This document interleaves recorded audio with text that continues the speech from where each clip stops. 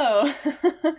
I don't actually know how to pronounce your name. I would guess Juta, but I was chatting with you, and now here I am on video. A little bit more casual than my usual setup. I'm sitting on the floor because, as I mentioned in the description, I am packing. We're moving house this week, and I need to go through my decks. So I think I can see the comments here. Yes. Yes, magpies are clever birds. They're some of my favorites. And actually, that's one of the decks I have is this magpie Lenormand. So, but let's start with the oracle cards. So I have this one from Colette Baron Reed, and I got this one as part of the Hay House. They have like a sale every year, and so I got it for a pretty deep discount. And I haven't really connected with it yet. It has really pretty dreamy cards and images. So I thought I would really enjoy it, but it feels a little bit like too positive. There's not really any shadow, so I feel like there's not that much depth to it. And a lot of the images have like these hidden faces, so they kind of creep me out. But I want to give this deck a chance. So if anybody has this deck and likes it and you're watching this, then let me know maybe your thoughts about it. I'm going to put a link to it in the chat.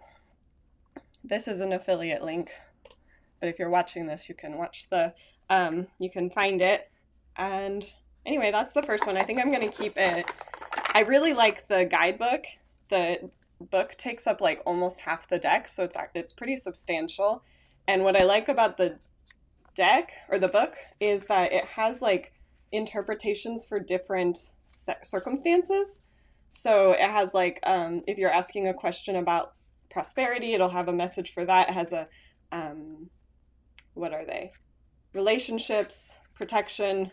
So it helps you to interpret it in different scenarios rather than you having to apply it to those things. So that's really helpful. But I also find that I have a hard time like interpreting the cards just with my intuition, which is how I like to read most often. I don't like having to get into the book, so it's just a little bit different from my personal style.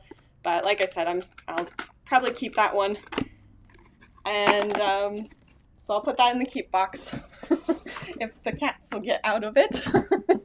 All right, so I'll go through all the oracles first. I think this next one, the White Hare Wisdom. I love this deck. It is so cute. It's like this little rabbit. I think they named her Ursula, and she is a little witch rabbit. And they have made up, some of these are like made up words. So they give you a glossary of what these words mean. I think, where are they from? They are from the, like Scandinavia, I'm pretty sure. So it doesn't say in here, but anyway, I really like the images. They're so cutesy.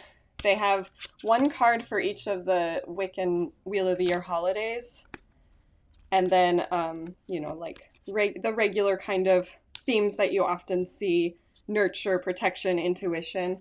And I love the cute little rabbit. She's so cute, doing her magic spells.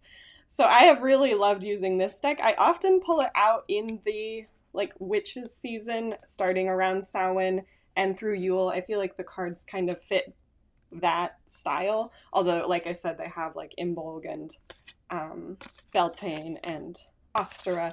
So it could be used year-round. The colors to me feel more fall-like.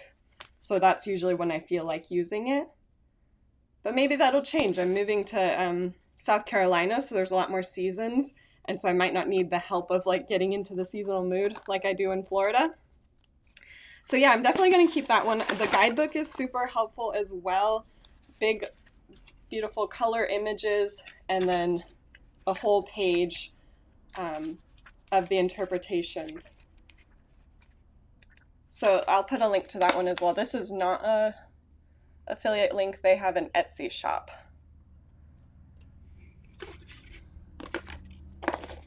Put that in the box. So this next oracle deck, this was my first oracle deck that I ever got. It's Vintage Wisdom Oracle from Victoria Mosley. I'll start with that link this time instead of doing it at the end. So that is an affiliate link on Amazon. I do like this deck. I have had a hard time connecting with it. I think I'm just not really an oracle person. Which actually, that reminds me, that's one of the questions that I got on Instagram this morning was, what is the difference between oracle and tarot? So oracle cards are kind of like an invention of the artist and the author. There's not really a system necessarily. There's generally between 30 and 50 cards, sometimes a little bit less, sometimes a little bit more. So they're often like a big theme. So it's almost like the major arcana of a tarot deck, but without all the minor arcana cards. And then there's not like a specific system. And so that's what a tarot deck has, is just a very specific system of cards where there's 22 major arcana cards, 56 minor arcana cards, numbered ace to king, with 4 court cards in each suit. So that's kind of the difference. And I think without knowing the system really well, I know tarot a lot better. I have a little bit of a harder time with oracle cards, but I do think that the images can often be really beautiful. So with this deck specifically, you can see that it's very like Victorian style or Edwardian, that vintage. I would maybe not have called it vintage. Vintage always makes me think of like the 50s and 60s, and these are more like the 20s, which I guess is still vintage, but to me it would have been a like Victorian wisdom oracle would maybe be more fitting name for them. So they use this like collage style with painting and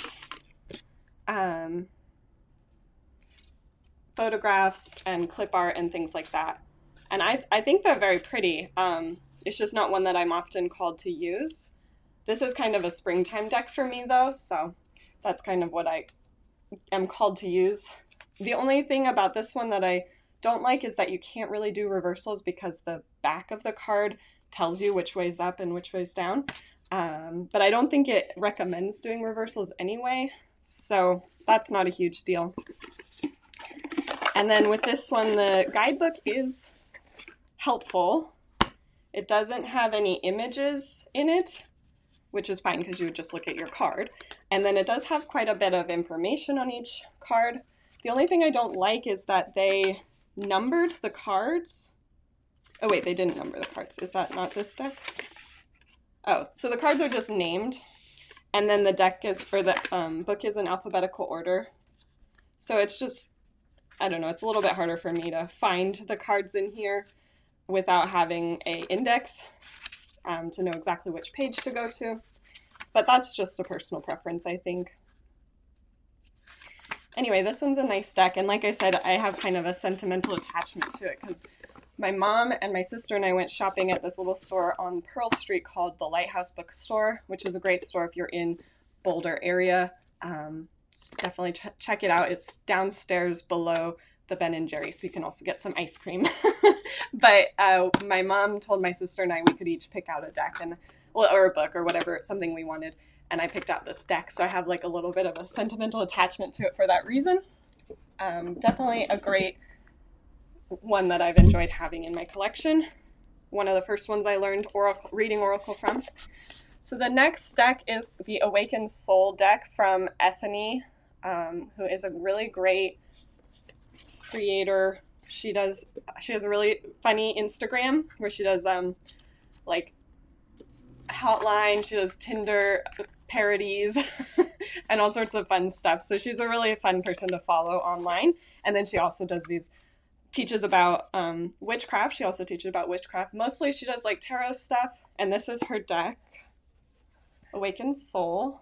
I think this was the first one she made. She now has like 3 tarot decks maybe and 2 oracle decks. So this is the only one that I personally own. But I was really drawn to the pictures because they're these really vibrant colors. This one's upside down. This one you can read reverse and upright because it's the same both ways. So, and then they have these really pretty shiny edging. So this one's kind of my summer deck. This is the card that made me buy it. I bet you can guess why. Yeah, I don't really have that much. I have no like negatives about this deck. The card stock is really thick and nice. The shine on the edges, I love that. Really helps draw me in. And then the deck book is really nice as well. No images in this one. There is a nice index at the beginning. Tells you what sections to go to and what pages each card is on. So I love that. There's not a ton of information about each card, but what I do like about Ethany's decks is she gives you like keywords. She gives you a shadow meaning section, an affirmation that you can use with the card, and a question to ask. So it really helps you to, I don't know, go deeper into the card. If you're feeling like, if you look at the card and you don't have a good impression of what it means, you can look into the book and it'll give you something like a little journal prompt or a meditation prompt. So I really like that about this one. Definitely a keeper there. And speaking of upright and reversal, I mentioned that a couple times. Another question I got on Instagram this morning was about whether you have to read cards upright or reverse. And I think that really depends, especially with oracle decks. Sometimes they say, like, you don't need to read them in reverse or upright because they give you a shadow meaning. And I think it's really just a personal choice if you want to read reverse cards, because in my opinion, all the cards have like a light meaning and a shadow meaning, and it's kind of up to you to interpret what is being presented in the reading. So often I will turn the cards upright so that I can see them, but sometimes the imagery of the card being reversed is important to the reading. So I don't really have a rule for myself about whether it's going to be a read reversed. It's kind of just a feeling that I get, like, nope, this one was supposed to be upright, or nope, this one's actually supposed to be upside down. Because sometimes, like, let me get some cards out. These are tarot cards, but sometimes, like, the cards, like, if you have them this way, one's upside down and one's right side up, and they're looking at each other in that orientation, or they might be facing away from each other, and so that might be important to the story. But sometimes this might be more important, is like they're both facing the same way and one's facing away from the other person. So I guess like I said, it just is kind of an intuitive feeling. We'll come back to this deck later. It's one of my favorites. All right, let's get to the next one, which is the Witches of Legend. This is one I got on a Kickstarter. This is not a affiliate link. So I really like the size of this deck, but the only thing is that the cards are like way smaller, and that's to accommodate the book, which is bigger. So it does feel a little bit, I don't know, empty, but it's a minor flaw. Okay, so the Witches of Legend is an oracle deck with Witches of Legend. Who would have thunk? So there's all sorts of different goddesses and famous women from history, mostly goddesses, that are related to magic in some way. And they're just really beautiful images, this black and white, and then a little bit of gold detailing, like you can see that gold in some of the cards. And this one, I don't use it so much for, oh, I love this one. I don't use it so much for like readings to answer questions. This one, I've learned a lot about these different figures from the guidebook, because it gives information about the myth.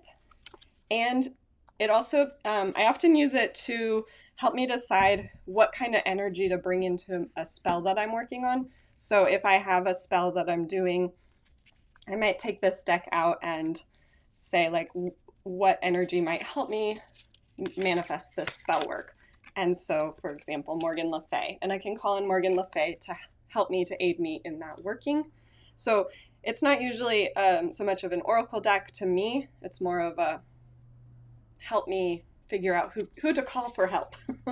Oh, and the other thing that I just remembered to tell you is that it has this gold on the edges, and it's nice. It doesn't flake off at all. I've used this deck a lot, and the gold is all just still brand new. So pretty.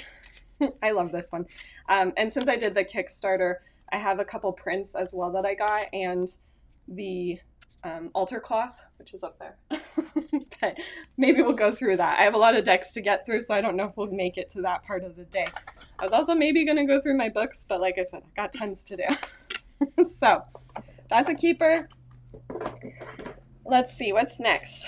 Okay, so now we're getting into some more of the, more like, I don't know, mainstream ones. This one is Kuan Yin's Oracle. And I really, really, really wanted to like this deck. Let me put the affiliate link. This one might be one that I am not going to keep. So it is, the imagery is really pretty. Let me get it out. Oh, here's another one where the box is bigger than the cards, but in this one there's nothing like keeping them safe.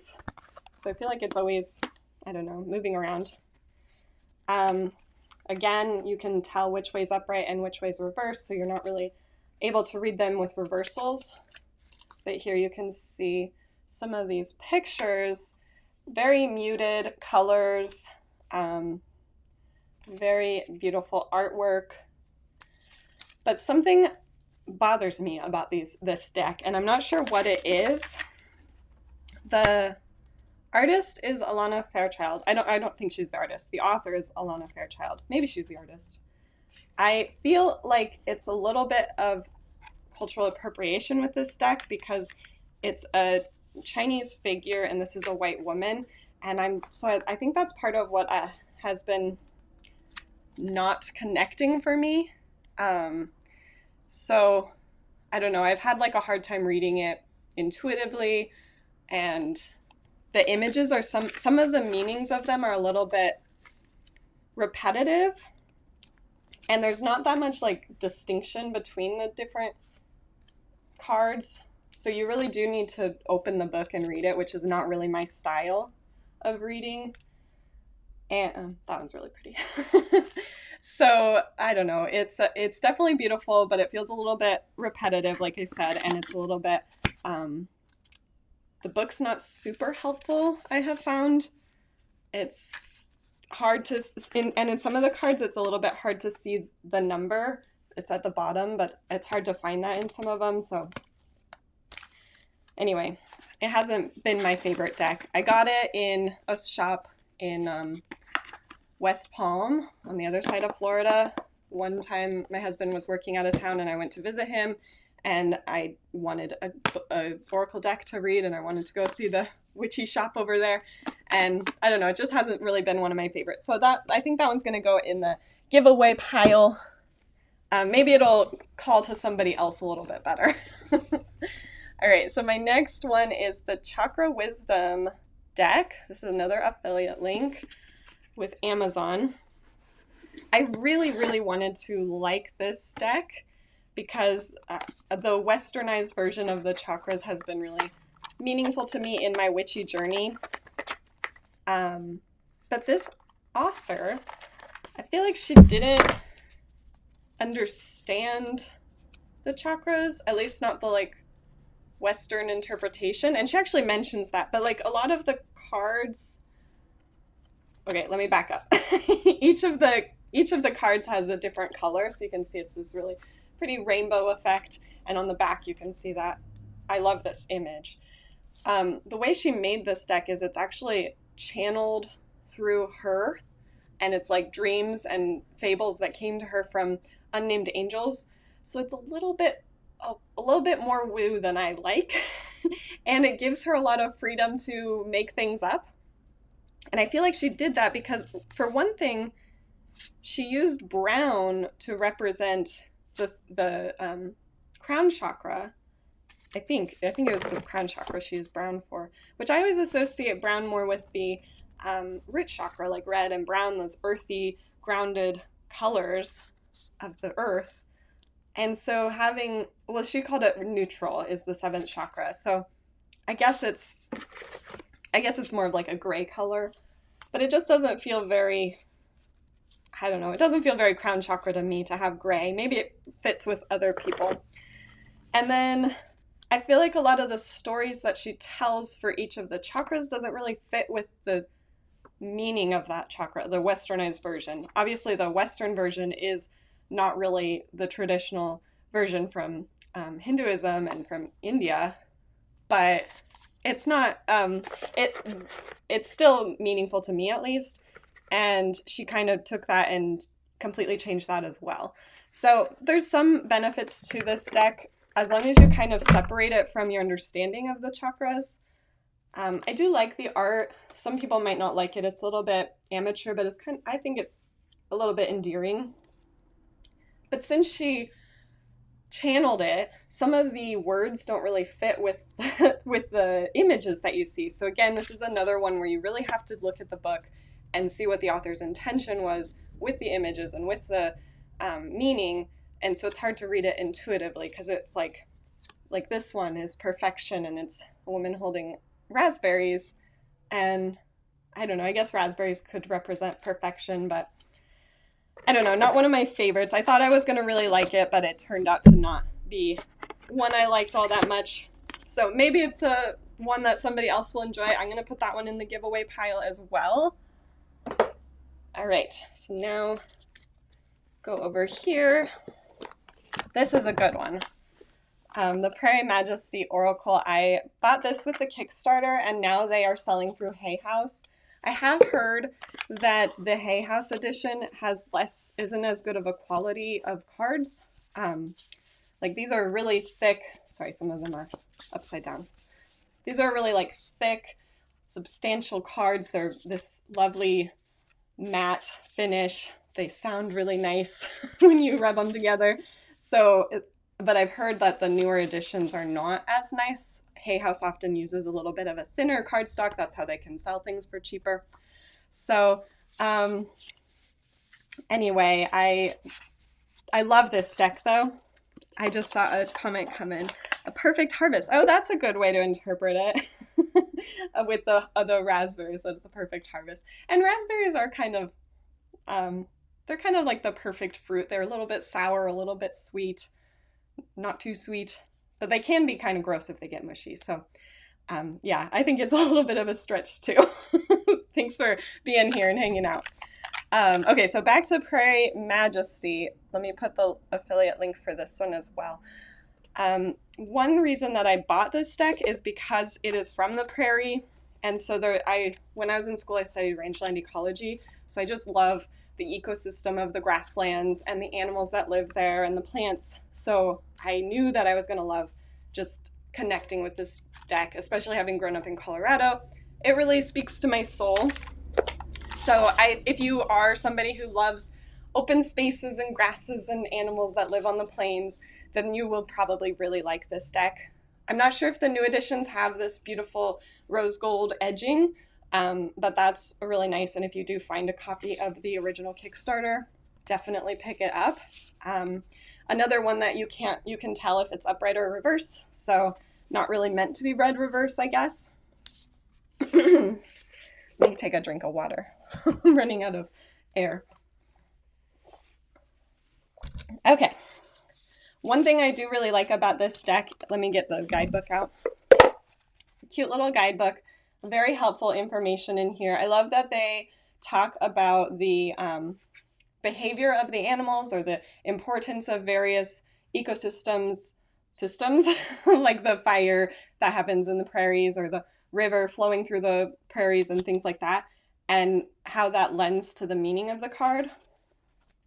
So they have like this beaver card as a build card, and the beaver obviously builds a dam. So it just takes, that's one of my favorite ways to interpret like the natural world, and using different things in your witchcraft and for spell work is like, how does it behave in nature and how can I bring that energy into my spell work? So I really love that aspect of it. And then I also really like the separation, the different categories that they have. There are 4 colors, I think. Yes. Yellow, pink, blue, and green. Yellow are do cards, pink are no cards, blue are feeling cards, and green are claiming cards. So they've categorized each of these different cards into one of those 4 categories, and that is really helpful for reading as well. Now, the only thing that I'm still struggling with is they included these celestial cards. So they have the moon, the stars, clouds, and sun. And I'm really not sure how to use those ones. I have tried putting them in, I've tried a bunch of different things. I've tried like matching a card with a celestial card, like almost as if that's the spread. So there's the sun card, the moon card, the cloud card, and the star card, and that's kind of fun. And then I've just had them in the deck and drawn them. They do have information about things to try with them and what those cards mean, but they seem a little bit like out of place, but also they have a place because they are a little bit outside of the ecosystem and also part of the ecosystem. So I understand why they would be separated. Anyway, I just haven't quite figured it out, but I think they're still a good inclusion. So that one's definitely a keeper for me. I'm going to put that in here. I recommend it to anybody as well. Now the next one is this New Orleans deck. For a while I was collecting cards when I went on trips, so I'd get a deck. And so I have a few in here that I collected when I went places. And this is one of them. I got it at a little store. It's like downtown if you've been to New Orleans, but it's not like right on Bourbon Street. It's one of the side streets. I can't remember now.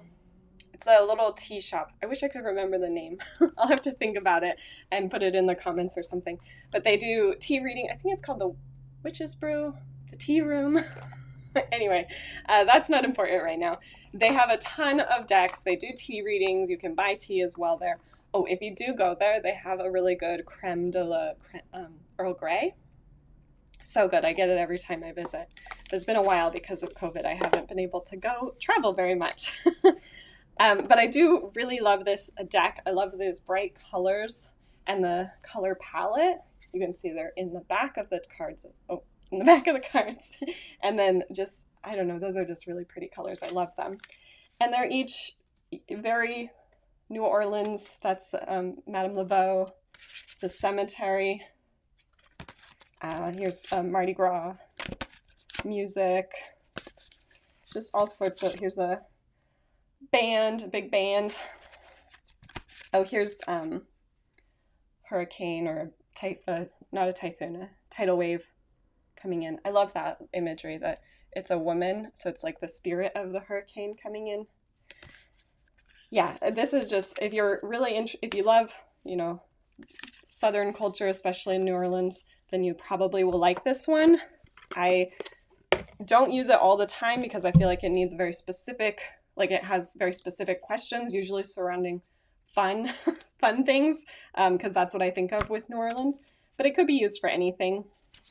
The book is small, but it does have a lot of information, enough to get you going. A little bit of information about how to use the cards, and some information about the artist. So, yes, that's a good one that I'm definitely going to keep, because not only does it remind me of a fun trip to New Orleans, I think it's really pretty. Let's see. This one. We have Work Your Light next. This is another one that I really wanted to like, but I haven't been able to connect with that well. Work Your Light has been a very popular deck on Instagram. It has such a pretty color palette. These pinks and blues and purples, all these pastels. It is a little bit too new agey for me, but it might be for somebody else. The style of the art is very interesting. There's it's like collage style, so it's almost like, you know, magazine clippings overlaid over each other, and it's very beautiful for sure. It's just not something that I connect with that well. And sorry, I'm kind of getting lost in the images. I'll show you them as I'm looking at them. That's a pretty one. So one thing about these is that it is not labeled numbers. They obviously have the name of the card at the bottom, And I do like that they have a reflection question right on the card, because it does help it so that you don't necessarily have to look in the guidebook to begin reflecting on what the card means for you. For this one, for example, how are you being called to step up and lead? You can start journaling about that. You could start meditating about that and see what comes forward. And then there is the guidebook, but the problem is that they're not in alphabetical order and they're not numbered. So you have to look through and figure out what section it's in. There's one suit is confirmation cards, one suit is inquiry cards, action cards, activation cards, transmission cards, but there's no real like symbol of what those are. There's no way to know what kind of card it is. So you just have to look down the whole list to find your card. So for example, the Priestess one, it turns out to be an inquiry card on page 46. So it's just a little bit cumbersome, and I think that's also part of why I haven't really connected with it. Having the question on the card does help, because like I said before, but yeah, having the book not really being that helpful makes it so that I feel like I'm coming out of the meditation of reading the cards in order to like look for the logistical, like, where is this card? So I will put that in the giveaway pile. Maybe somebody else will really like it. Like I said, the colors are really beautiful and the imagery is really beautiful. It's just not one that I personally have been able to connect with. And here's another one that I got in a Hay House sale. I think it's really pretty, but probably not one that I'm going to keep. Let me get the link. It is Keepers of the Light. The biggest problem I have with this deck is that if you look through, we're not seeing that many faces of color. It's just a bunch of white people. And also, some of them that maybe should be people of color have been whitewashed, like an Egyptian.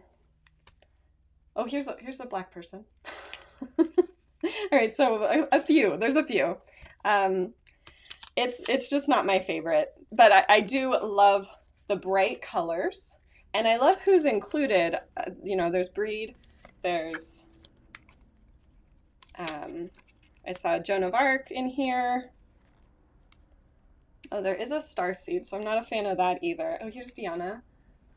So it's kind of like the Ascended Masters idea, and if you're familiar with like New Agey beliefs, there's various like religious and spiritual leaders throughout history who have become enlightened, and you can now call on those spirits to guide you on your own spiritual journey. And it is something that I was interested in at one point in my journey, and I'm not, it's something I've kind of moved away from. I don't think there's anything wrong with that belief. It's just not something that really suits my belief system anymore. Knox, are you in a box? Did you get in it? Good boy. So I'm gonna put that one in the giveaway pile as well. Maybe someone else will enjoy this one. Okay, I think we have just a few more Oracle decks. Move on to this Archetypes from Kim Kranz. This is a very beautiful packaging. Well, let me get the link. Probably should have put the names with these links, because otherwise it's just a long list of links. I'll do that for the next one. So the packaging on these her decks are always really nice. So you easily can get, I don't know if you can see that, there's a ribbon to help you get the book out. And then the ribbon also goes under the cards, which are in their own little box. So it makes it so you're not ripping the packaging and keeping it really nice. And then inside of this box, there's another ribbon to help you get all the cards out. So with this one, I think this is definitely a personal preference thing. I personally love the round decks. They are very hard to shuffle. It's not easy. Obviously you can't do the riffle shuffle barely at all. I don't think I can do it. No, that's not gonna work. But you can do the hand over hand kind of shuffle, and you can do you know, spread out flat on a surface and then picking like Go Fish style. But I think it's kind of a fun idea to have some round ones. It definitely adds to the experience for me, but I could definitely understand if people don't enjoy the roundness of them. All right, let's start with the book. Kim Krans always has really insightful information in her books, and so I really do enjoy having this guidebook. The only thing I don't like is the font is a little bit hard to read. It's like this kind of handwriting style, so it's a little bit challenging to read that, but it does add to the like hipster vibe. I think that's what she's going for, kind of a little bit grungy, gritty, hipstery. And that's, you can also see that with the images on the card. They're kind of pixelated almost, but I think it's supposed to just be like kind of grungy. Some of them are a little bit creepy, I have found, and there's a couple that I like. This one is a little bit unsettling with the worms, but it's about the underworld. So anyway, these are all just like archetypal ideas: the kiss, the mask, the venom, the cave, the desert, the maiden, the shapeshifter. And as somebody who really works with archetypes a lot, I have enjoyed using this. It's not one that I usually use for reading like the way some of these other oracles I've talked about.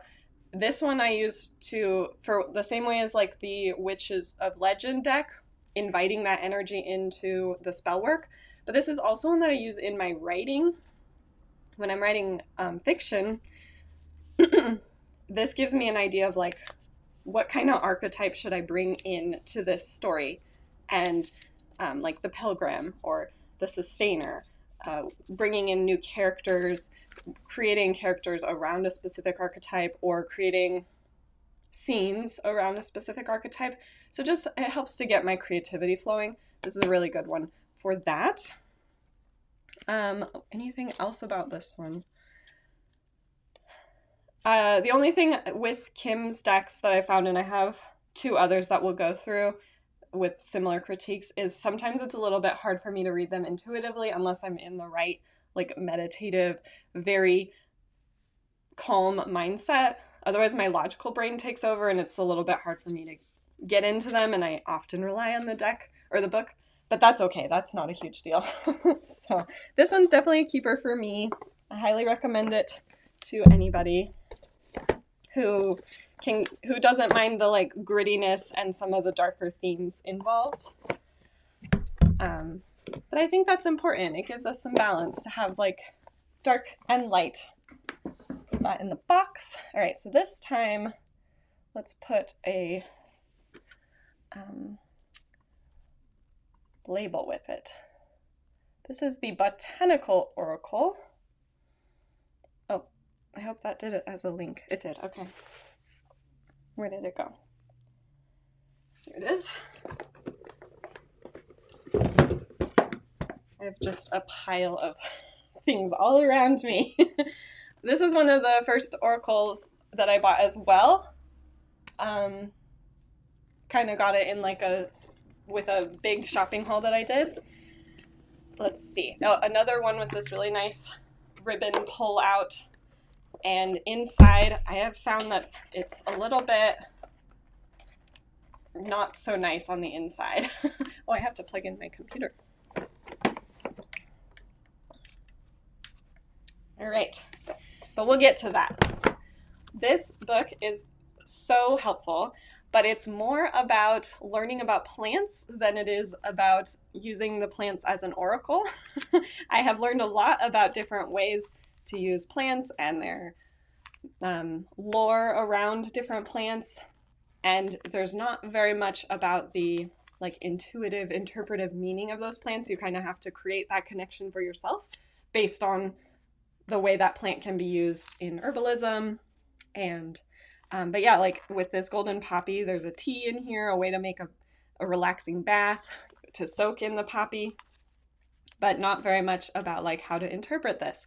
There's just a few, there's one word on the page. So for the golden poppy, dream.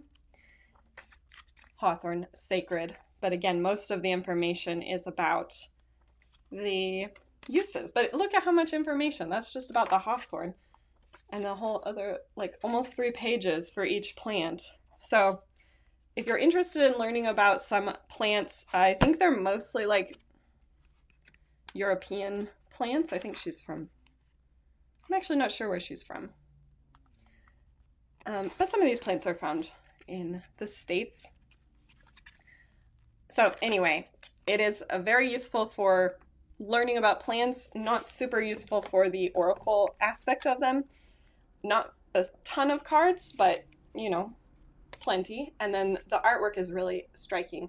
There's some color. It's mostly like a black and white line drawing with just a few pops of color, which I think is really a nice feature. The little juniper berries and the leaves. So again, just a very pretty deck, good way to learn about plants, learn about the spirit of the plant, less about the oracle meaning, in my opinion. But that is a keeper for me. Definitely recommend it though as well. Put that box away. Nice magnet clasp as well. For a while, Llewellyn was publishing decks with just like really flimsy boxes like this, where it's really easy to rip them. And there's a series that they have done more recently with these nice magnetic clasps and the pull ribbon to help you get them out. And I think that's definitely an improvement. So I hope they continue to do that. So those are not oracle. Let's do all the oracles to start. This is the animal spirit. So another one from Kim Kranz.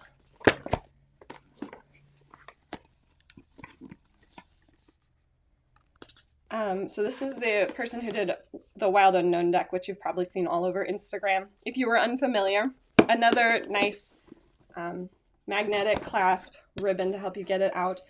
And then the box inside is really nice as well. So the book, again, perfect guidebook, a ton of information.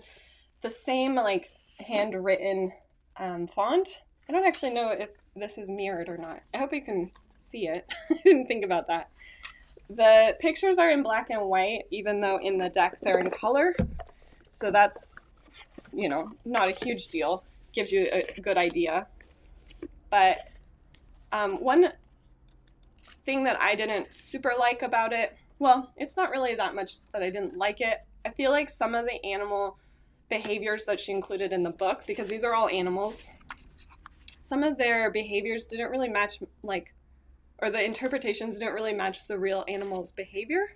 So she kind of made it out that like bears are lazy, but they're hibernating. So it's not really about laziness. It's a different type of thing. So there's just a few that are like that I didn't like all that much, but it's not a big deal. You just have to, well, and that's the other thing about decks is, like the guidebook is there to help you, but a lot of times you can just interpret it the way you interpret it. So it doesn't matter if it doesn't perfectly match with what the book says. You can interpret it the way that it feels right to you.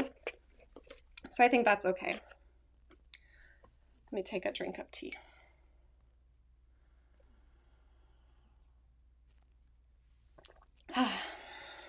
Okay.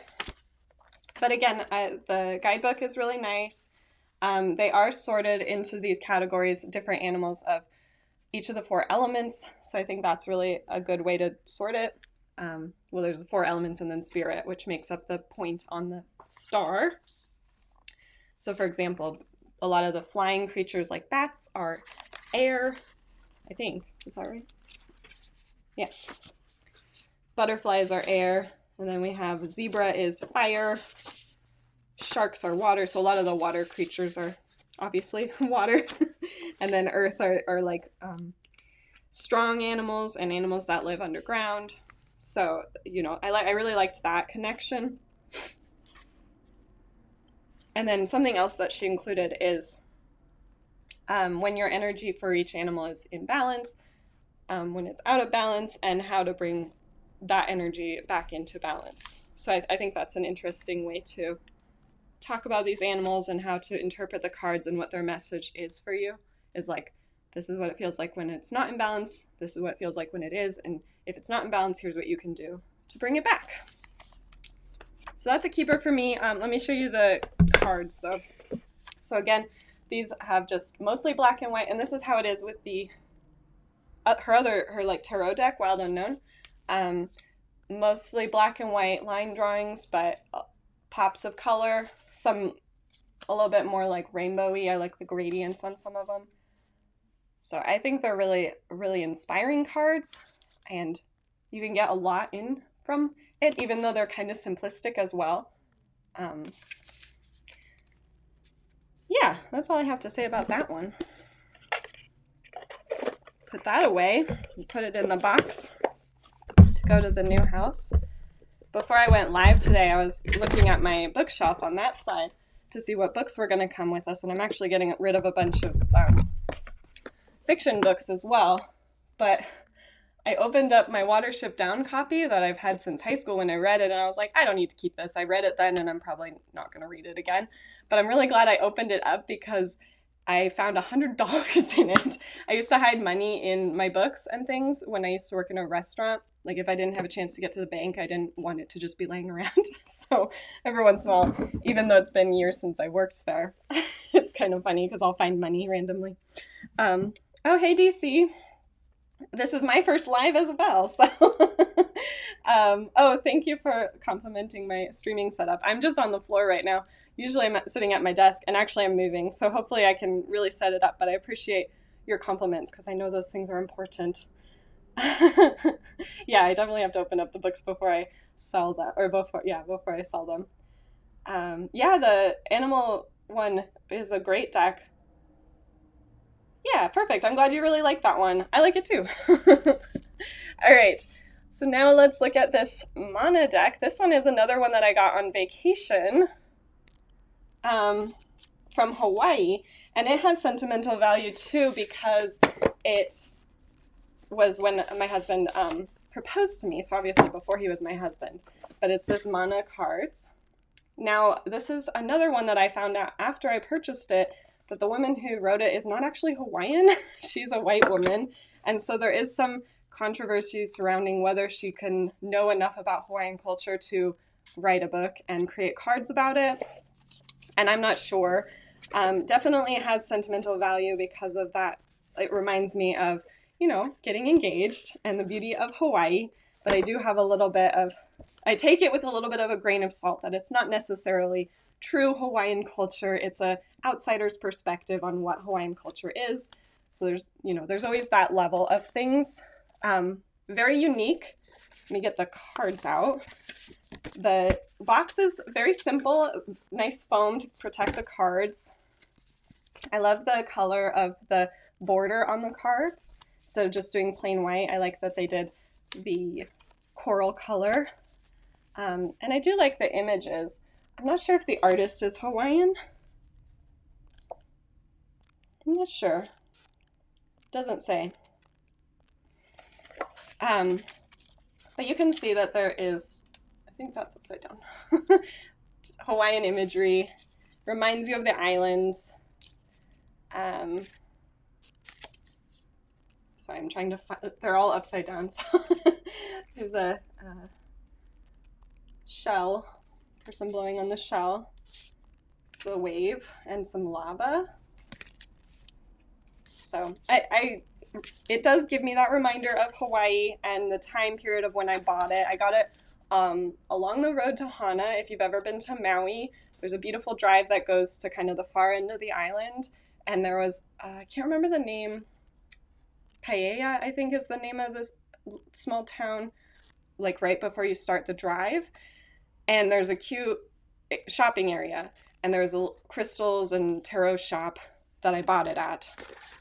So anyway, like I said, I take it with a little bit of a grain of salt because it's not from somebody who's within the culture. So there is that element of cultural appropriation, but I keep it because of the sentimental value as well. But it is a good guidebook, lots of information. She does include like lore about each of the cards and Hawaiian stories and things like that. And then there's a chant at the beginning with it in Hawaiian and then the English translation. So I don't know. There's, like I said, some take it with a grain of salt, some educational. Maybe I always try to like fact check it or make sure that that's a real story or not just made up. All right. Thanks, Stacy. I am having fun.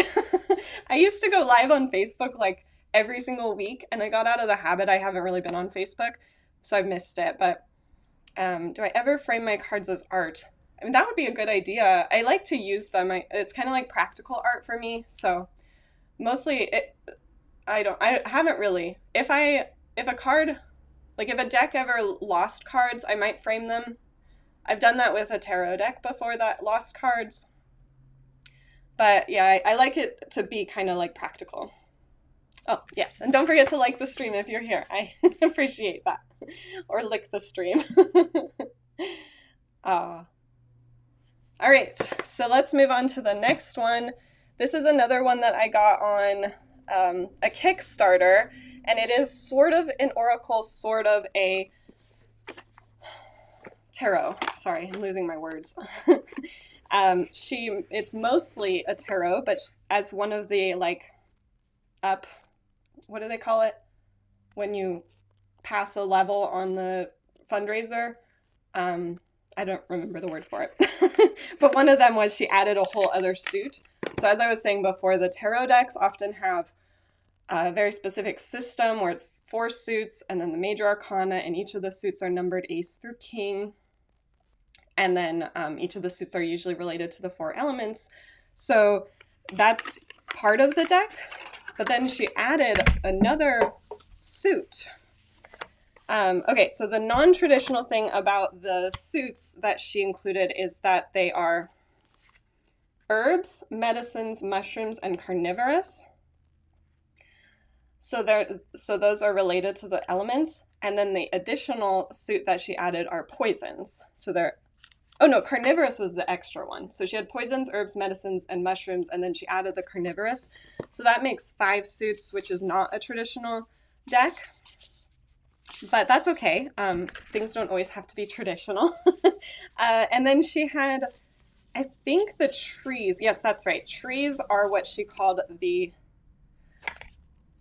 Wait, maybe I'm remembering this wrong. Flowers, crops, spices. Okay, I'm remembering it wrong. So we have... There's so many in here. Maybe there's more than 5.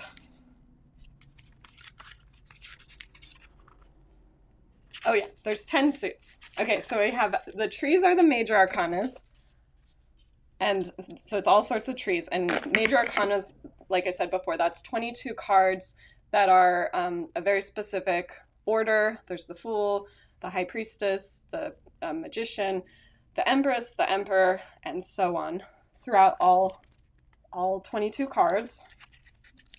And then the flowers she did to replace the cups. The crops she did to replace the pentacles, which makes sense because crops are like very, sustaining. Crops are like our food sources, and flowers are more relationship oriented, like you give roses to somebody to show them that you love them. Spices replace the wands. That makes sense to me too because it's like inspiration, it's fiery, some of them are spices. And then the cacti replace the swords. That also makes sense because they have the protective like spikes that come out of them, reminiscent of swords. But then she actually has 5 additional suits, so that makes it even more non-traditional, but that's awesome. So we have poisons, which are a suit of toxicity and potential, herbs, a suit of encouragement and support, medicines for protection and power, mushrooms for change and capability, and then carnivorous for evolution and opportunity. So I have them separated because actually when I've used this deck, I've only used the trees and then the traditional ones, and I haven't really had a chance to get into the newer ones, like the ones she added. Let me show you what the images look like though. First of all, again, I don't know if you can hear this, but the cards are this lovely velvety matte, and it's just, if you like ASMR, it's just feels so nice. But yeah, so we have these really pretty artwork, kind of, I don't know, it's a little bit geometric almost, like paper cuttings, sort of collagey, but more flat, like a flattened image. But these very cute little mushrooms, and here's a carnivorous plant, purple pitcher plant. And I don't know, this one I have used several times, but I am a little overwhelmed with the sheer amount of cards, because that's like twice as many as a traditional tarot deck. So it's just like a lot. But it's very beautiful. And if you like plants, then it's similar to that botanical one that we were talking about before, but this one's tarot and oracle, so just a bunch of stuff. And then, yeah, it helps you to learn about plants, but she does a better job, I think, than the botanical deck about giving the interpretive meaning versus like, this is how to use this plant. So it's more about what that plant can represent, the spirit of that plant, rather than the like use of that plant in herbalism. Overall, just a very beautiful deck. The cherry blossoms. We're trying to decide what kind of trees to plant outside our bedroom window at our new house, because it's the front of the house, so we want a little bit more privacy, and we were thinking of planting a cherry tree so we can have these beautiful blossoms. I think that might be a good idea. It's in South Carolina, so there's some plants that we can do and some that wouldn't be as good. Let's see. Hi, Karen. That's all right that you're late. I am just going through all my decks.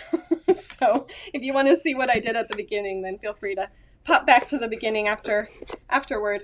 But botanical deck. Oh, and I thought it was cute because I think her last name is Bott. Yeah, Jessica Bott. So she did Botanical. It's not misspelled. It's just to like play on her name. So that's a keeper. That one's on Etsy. She sells it. All right, I think we're out of oracle. No, we have lots more oracle. Those are Lenormand. These are tarot. This one's an oracle. Okay. That's oracle. Those are oracle. Okay, there we go. So just a few more. This is Personal Power. This by Deja Osborne, I think. No, Deja Druitt. I wonder who Deja Osborne is. Personal Power. Give that. This one is an affiliate link, by the way. Personal Power Oracle deck. I thought these were going to be bigger when I ordered them, so I was a little bit surprised by the size. But as I've used them more and more, I have come to really enjoy the size, because some oracle decks are just way too big, and these are very manageable. I can fit the whole thing in my hand. And so I take these with me when I travel because it's so small. These are all, this is very femme focused. So there's mostly, I'm pretty sure there's only like femme images rather than, there's not really any like masculine people as far as I can tell, which is fine. Just something to keep in mind. The edges are this beautiful like magenta color, matte, and then the back is a subtle but nice. I think it's very well done. Tiny little book so that it fits in the box, but because it's small, it doesn't have that much space for interpretation, but it does pack quite a bit. So one thing I do like about this one, she gives keywords, she gives journal prompts, and then she also does a description of the image, which I just think that that's kind of helpful. Like if you miss something in the image, then having that description, it kind of points you to, oh wow, I missed that little detail.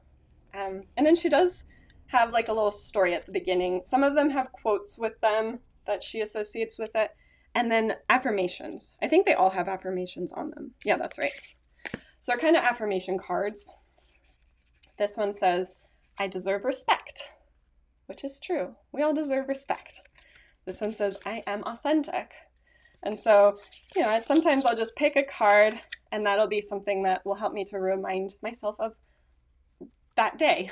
Like as I go through the day, I remind myself that I speak highly of myself. And I think affirmations, there's some negatives about like the idea of affirmations, especially in the self-help industry, of just like toxic positivity and like, I don't know, all that stuff. But I find them to be really helpful as a reminder of, as like for that one in particular, I speak highly of myself. If I find myself that day like saying negative things about myself that aren't true, then I can remind myself, no, I don't have to say that about myself. I can say nice things about myself instead. So affirmations, you know, everything requires balance. Overall, lovely little deck. Like I said, I was expecting it to be larger, but it turned out to be a blessing that it was small. Another one that I thought was going to be a bit bigger turned out to be smaller. This one I backed on Kickstarter. It's called When My Soul Whispered. Simplistic drawings. Yeah, I thought so too, Karen. That it's cute artwork. These are kind of simplistic drawings.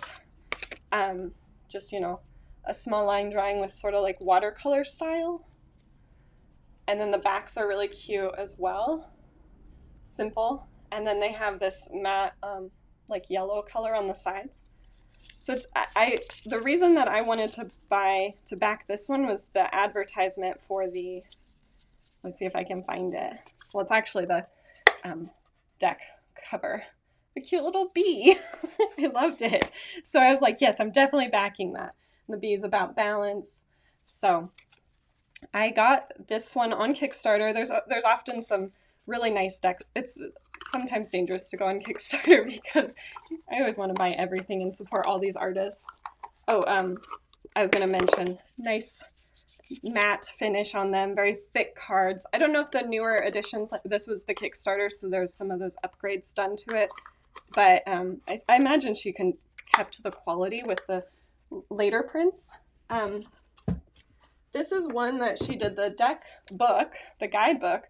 It doesn't fit with the deck because it's quite a bit larger, but that's nice because it has a ton of information, a large print, easy to read. Love that. She did, in here, she has the light meaning, the shadow meaning, and then she has like an affirmation or a chant that you can say with the card.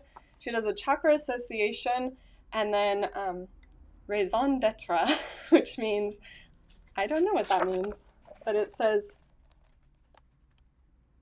does anyone speak French? I don't know French. I mean, I'm learning French, but I don't know what that means. It's I guess it's a, like a summarization of it. Oh, and then she has a quote and like a main word at the top. So, oh, and each of the cards actually has the word on it. So you don't necessarily have to open up the book to read it. You can just use that word as kind of a thought prompt. So that one's one I'm going to keep. Probably all the ones I got on Kickstarter. I'm not really getting rid of that many, am I? Okay, I think this is the last oracle that we'll go through. This is the spread machine. Where is it on my list?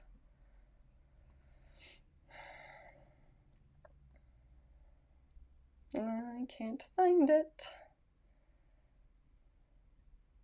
There it is, spread machine. So this is not an affiliate link. This is her website from the Fables Den. If you like tarot, Fables Den is a wonderful person to follow on Instagram. I also have another one of her decks for tarot that we'll get to, but I thought this was such a creative idea. This is the spread machine. And I got the expansions as well with the Kickstarter, but you can use it as an oracle deck because it just has themes like that: potential, prayer, wound, compromise. But her intention for it was to help you create tarot spreads for yourself by drawing those cards and then placing your tarot cards on that and interpreting the meaning of the tarot card with self-care, for example. So I really enjoyed that idea and wanted to support her, so I bought her deck. She has them set up. Let me see if she has it written. Yes. So there are seeker cards. Those are cards about characters or personality focus area cards, which highlight various topics of exploration and important life areas, light work cards that tap into themes of healing, expansion, and empowerment, shadow work cards that tap into themes of ego and disempowerment, and then calls to action, which are more about, taking action, a call to action, and taking steps forward. Oh, there's more. Boundary cards for assertiveness and communication, expansion cards for manifestation and alignment, success cards for problem solving and leadership, and then processing is about information and learning. So each of them are different colors. They're color coded. So the light work ones are kind of this blue, purple color and a little bit of this aqua. And then the shadow work are a darker color, maroons, navy blues, deeper colors. The boundaries are more of this like purpley blue color. Success cards are more, they obviously fade into each other, but when you look at them all together, they're just really nice color palette. And then I got with them, sorry, I'm having trouble getting it back in the box. I got the expansions, so they are, this one's Change and this one's Quest. And I was really excited about Quest. That's the one that I've used the most because it has the themes of like the hero's journey. I love the hero's journey. It's like something that I put a lot of stock in. And it also is like fun because they have character cards, equipment cards, power-ups, status, embark, and then like quick start activities. And so I don't know, it's really fun. It makes it feel like you're going on an adventure or something, and you're either the hero or the sidekick or the guide or something like that. And then you can get like a health potion, power buffs, armor. And again, these are, each of the cards has a question on it, so you can use that to help you by putting tarot cards and matching it with it, interpreting the tarot card with the questions asked, or you can use it just as the card on itself. And for blindness that I have right now, what are your blind spots? What are some perspectives that you haven't considered? How have you been bypassing or ignoring? What are you not seeing? So those can give you like journal prompts. Instead of using it with tarot, you could use it for journaling or for meditation prompts, things like that. So it's just a very unique idea. I hadn't seen it before, and I don't think anyone else has done this. So definitely something fun to try, especially if you are used to tarot. It's kind of a way to level up your tarot reading. And then the last one is Mindful Meditation. I got this in a box, like a subscription box. I don't think I have a link to it because I forgot I had it. So this one's, I don't even know where it comes from. This one's just mostly questions. So I think I got it with the Lunarly subscription, which is a really fun subscription. They send you a plant or a candle alternating each month, and then like self-care stuff. So these are just things to help you be more mindful. So the one that I have pulled, you may find that you hurry through some meals without savoring the flavor. Learn to use all your senses to experience food. So as you go through your day, as you eat your meals, focusing on that for the day and really savoring your food. Or if you drew this card at the beginning of the day, the idea of meditation is not to create states of ecstasy or absorption, but to experience being. So that might be a reminder that, hey, maybe I should try meditation today, or add a little bit of extra time to my meditation for the day. So these are kind of fun reminders. I haven't really used it that much, to be honest. But maybe I will. I forgot about it. I'll keep it around for another move, and maybe if I don't use it within the next 7 years, then I'll get rid of it the next time. Oh, nope, I got one more. I keep finding more more oracle decks. This one is definitely a favorite. Some friends of mine got it for me when at my bachelorette party. I went back to Portland. I already lived in Florida at the time, but went back to Portland, and some of my girlfriends and I got together and went to a cabin in the mountains, like in the Hood Mountain region. And this was one of the gifts that they got me, two of my friends. So there are these cats, spirit cats. obviously perfect for me, but they're so cute. Look at them. They're like little cats that are spirits. And then they actually have the interpretation on the back. Instead of a guidebook, each card just has it on the back. So Cozy Home is this one. Meet Shrine. This cat's name is Shrine. About making your home cozy. Intuition. Sounds kind of a fun one. And definitely sentimental. This one is like my cat's. Sentimental there. And definitely one I'm going to keep. I recommend it as a gift if you know somebody who loves cats and likes cards. Okay, is that all the oracles? I think so. If I find any more, that's okay. We will move on to Lenormand. So I didn't mention Lenormand before when I was explaining the difference between oracle and tarot cards. Lenormand are another cartomancy system, and it's based on a regular deck of playing cards, and so I think it usually has 52 cards. I'm not quite sure on that. I think they usually do,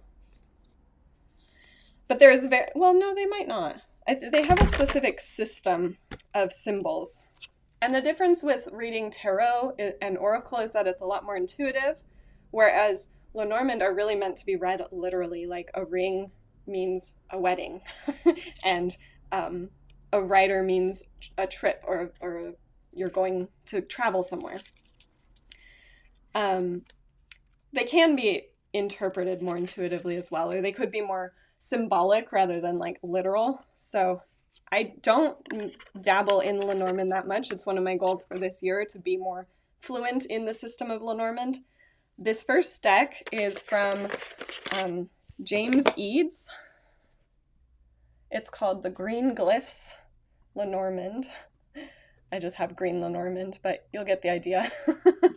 And I got it as part of the Kickstarter with the Cosma Visions that we'll get to later, which actually we should talk about now because it is an oracle, but that's all right. We'll get to it in tarot.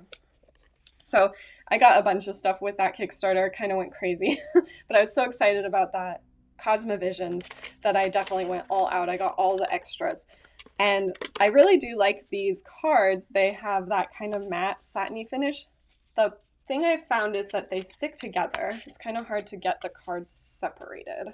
So that's a little annoying. He might have fixed that with later runnings of the cards. I'm not sure, because like I said, this is the first running.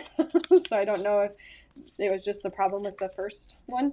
But it does have this copper edging, and it's really shiny, pretty, coppery, and it doesn't flake off. So that's nice, because some of the cheaper ones with these edging, it gets sparkles all over your hands. And so maybe you like sparkles all over your hands, but I don't super like that. Okay, so let me just look. The specific symbols, the gentleman, the moon, the garden, and they all have specific meanings. So I'm definitely going to keep this one.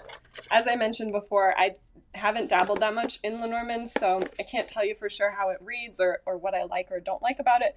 I do like the vintage style. I like the artwork of his style in general. I have 3 of his decks, so yeah, that's a keeper. I have another Lenormand, which is this Magpie, another Kickstarter. And I was very excited when I heard about it because my grandpa calls me Magpie, and or he used to. He's passed away now. But yeah, I was very excited to see the Kickstarter. It came with these stickers that I haven't wanted to use because they feel special and they need to go somewhere special. Is anyone else like that with stickers, where you just keep sheets of stickers because they have to be like used in a good way? This particular Kickstarter came with a Ouija board and this beautiful planchette. I think I am going to frame this one though as artwork, because I don't really use Ouija boards for divination. So anyway, that came with it. It has this nice hardback cover and some good information. She has it in French and in English. I think that's this one, right? Or is that my other one? No, it is. Yeah, she did it in French and in English. So that's kind of fun, but it does mean that like half of this book is actually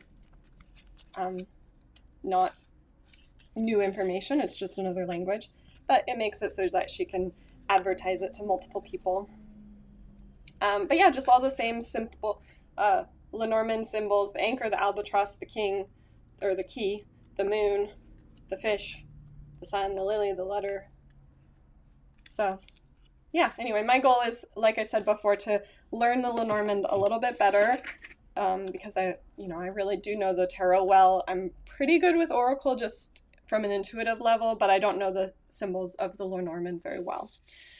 Beautiful edging, though. That's just so pretty. This bright blue, shiny, doesn't flake, and then the images are, the artwork is sort of ghostly, like a little bit haunted, but I love it.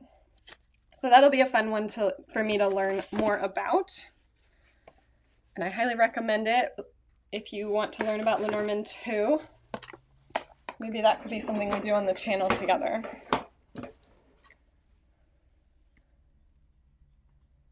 Okay, there's one more Lenormand here. This was my first Lenormand, the Clair de Lune Lenormand. Very, very small guidebook. Let me get the link for you. Oh, it's actually out of print, so I don't have a link for it. But this is the Clair de Lune. I got it from her Etsy store, but she doesn't sell it anymore. Just very simplistic information about what these cards mean. The snake is a self-absorbed individual. Seduction, betrayal, envy, deception, or deceptive person, shrewd individual, intelligent. So, and then a little bit of information about how to read it, but the cards are really lovely. Another one that, simple kind of haunting drawings, black and white. It kind of looks like, did you ever do those things where you start with a black thing and then you scrape off the black cover to reveal what's underneath? That's kind of what it looks like, where she did the line drawings. They're really pretty. And then the backs are the moon. So I think it's really pretty. Like I said, I don't know much about Lenormand yet, so I can't tell you much about how it reads, but let's move on to tarot. That's like the bulk of these things, so we have a lot to go. Starting at the top. Oh, I do one more that's not. Okay, well, I don't have them in here, and I don't know where I put them. These are called Geomantric Coins, and I don't have them, so never mind, we're not going to talk about them. I put them in the bag, and I don't know where I put the... Oh, here they are. These came in the Kickstarter with the Cosma Visions, and I don't read these very much at all either, but I thought they were really pretty. Oh, that's the back. That's the front. That might be upside down. They're these characters, and I am interested in learning how to read them. They're very nice feel. Sorry if that's really loud next to the microphone. They're very heavy. Like, I feel like a real, I don't know, like a pirate with a satchel of coins. It did come with a nice book, and I do think he sells these on his website too. This is the same James Eads person who did that Green Glyphs Lenormand. Geomantric Visions.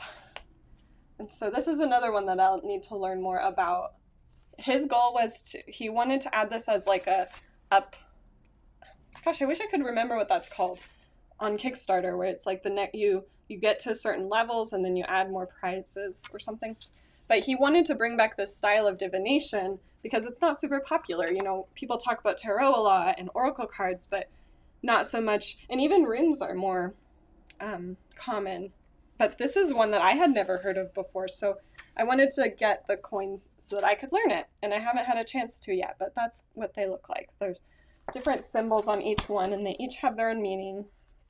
And he designed the art. So, nice big picture of what the coin looks like and then the meaning on it. So, very, very good, fun stuff there. Not one that I know much about, but I'm excited to learn.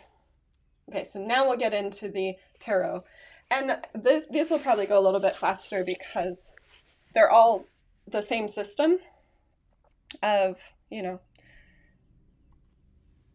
the major arcana, 22 cards, 56 minor arcana cards. And the only difference is just the different artwork. So we'll start with the Everyday Witch Tarot, which has a similar problem as the Keepers of the Light Oracle deck that I showed you before, in that it's all white people. so I wish that they had done a little bit more diversity in their cards, and that is a common criticism of them. But the artist is Deborah Blake, who I like her. I have a couple of her books as well. But yeah, she says it's too hard to like revisit a deck and do it again. So she's not gonna. Maybe someday they'll have more faces of color. But yeah, just a whole deck of white people, which for me, I'm white, so I can relate to it. But I could imagine that if you looked at this and you're a person of color, you wouldn't necessarily connect as well with the cards. They are really nice, beautiful images, bright colors, very fun, lots of details. Sorry, a lot of them are upside down, so I'm trying to find some that I can show you. And then they all have this, like, they're all witches. One thing that they did do, for the lack of race, they did do a variety of ages. There's younger witches, there's older witches. There's not very much diversity with like ability. There's no witches with disabilities. They're all pretty able-bodied. Lots of thin-bodied witches. But it's just a fun deck. There's potion-making witch with her witch's hat. And one thing I do love is the inclusion of a lot of cats. Tons of cats throughout these cards. So some good, some bad. Another nice box with a ribbon and a magnetic opening. So this is part of that improved Llewellyn box making. And the other really good thing about this is I have learned a lot more about tarot in general from this deck because the guidebook has so much information in it. Just as a guidebook, it's kind of fun. Each card has a little like quote, a whole description, and then it has things to consider, which is sort of like a journal prompt almost. It does have space for notes. I don't like to write in my notes, but something is, I think I have a bot. Who are you? Remember to guard your privacy and abide by our community guide. Well, you're not my community guide. I'm going to... I'm going to put you in timeout. Okay. All right. Yeah, I don't like to write in my books very much, so I haven't put notes in there. But it is nice if you're somebody who does like to write notes inside books. That one's a keeper for me, so I'm going to put that in my keep pile. Definitely recommend it if you're looking for a deck, but just keep in mind that there is not very much diversity in it. The next one is called Enchanted Forest. This is another one that did a little bit of a untraditional take on the suits. So instead of, I guess I forgot to mention what the suits of tarot are. There's well, we talked about it with some of them. There's the cups, the wands, the swords, and the pentacles. And those correspond with the 4 elements. The cups are water, the swords are air, the wands are fire, and the pentacles are earth. So this one decided to do, instead of, let me mention the ribbon pull and the magnetic clasp. Another, I don't know if this one's Llewellyn. Yeah, it is. So instead of doing those suits, they have spells, visions, challenges, and boons. So it's definitely more like a fairy tale style. Enchanted Forest, it makes sense. And off the top of my head, I can't remember what those are. I think the boons are pentacles because it's more like earthy. The spells are wands, I think. I guess I'll just look it up. Yeah, the wands are spells, the cups are visions, the swords are challenges, and the pentacles are boons. So it just takes a little bit of time for me to like remember that and to relate it to what I know already about the traditional tarot, but also it gives me the opportunity to kind of like take myself out of that logical brain of, well, this usually means this, and just look at the images and see what I interpret from the image. So it gives you the opportunity to be more intuitive if you want to read things more intuitively. I just noticed this section is called Care and Feeding of Your Deck. That's cute. And just some information about how to take care of it. The other thing about this deck is they changed some of the, what's it called? The Major Arcana cards. I think they say which ones they changed in here. Yes, that's right, they do. So the traditional Fool was replaced with the White Heart, which is this white deer. It almost looks like the Patronus from Harry Potter. So instead of a Fool, they have that one. They replaced the Magician with the Enchanter, the High Priestess with the Wise Woman, the Empress with the Green Mother, the Emperor with the Forest Lord, Hierophant is the oldest one, the Lovers is still the Lovers, the Chariot is the Fairy Wind, Strength is Strength, Hermit is Hermit, Wheel of Fortune is the Enchanter's Wheel, Justice is the Huntsman, the Hanged Man is Suspension, Death is Black Shuck, Temperance is the Forge, Devil is the Liar, Tower is the Folly, Star is Starlight, Moon is Moonlight, Sun is Sunlight, Judgment is the Council of Animals, and the World is the Wide World. And I really wanted to point out that one because I think it really illustrates the Fool's journey, which is something that happens. It's one way to like look at the Major Arcana is the different characters that the Fool meets as he travels along his path, the hero's journey through the Major Arcana. And I really like that in the Wide World, you can see that the Fool has made it. You know, he's traveled through his little forest neighborhood and now he's expanding beyond that and going out into the wider world. It's like another adventure on the horizon. So I think that's really nice. Other than that, this is a really fun deck. Not very diverse. It's definitely Eurocentric. It has some of those like Celtic imagery, the Green Man. So, you know, just keep that in mind. It's not designed necessarily to be like Native American or Caribbean or African or anything like that. But if that's what you're looking for, it might not be the right deck for you. But it's a little bit more like Celtic, I guess. Okay, so that's a keeper. What's my next one? We did Animal Spirit already. Let's do Wild Unknown. Let me drink some water.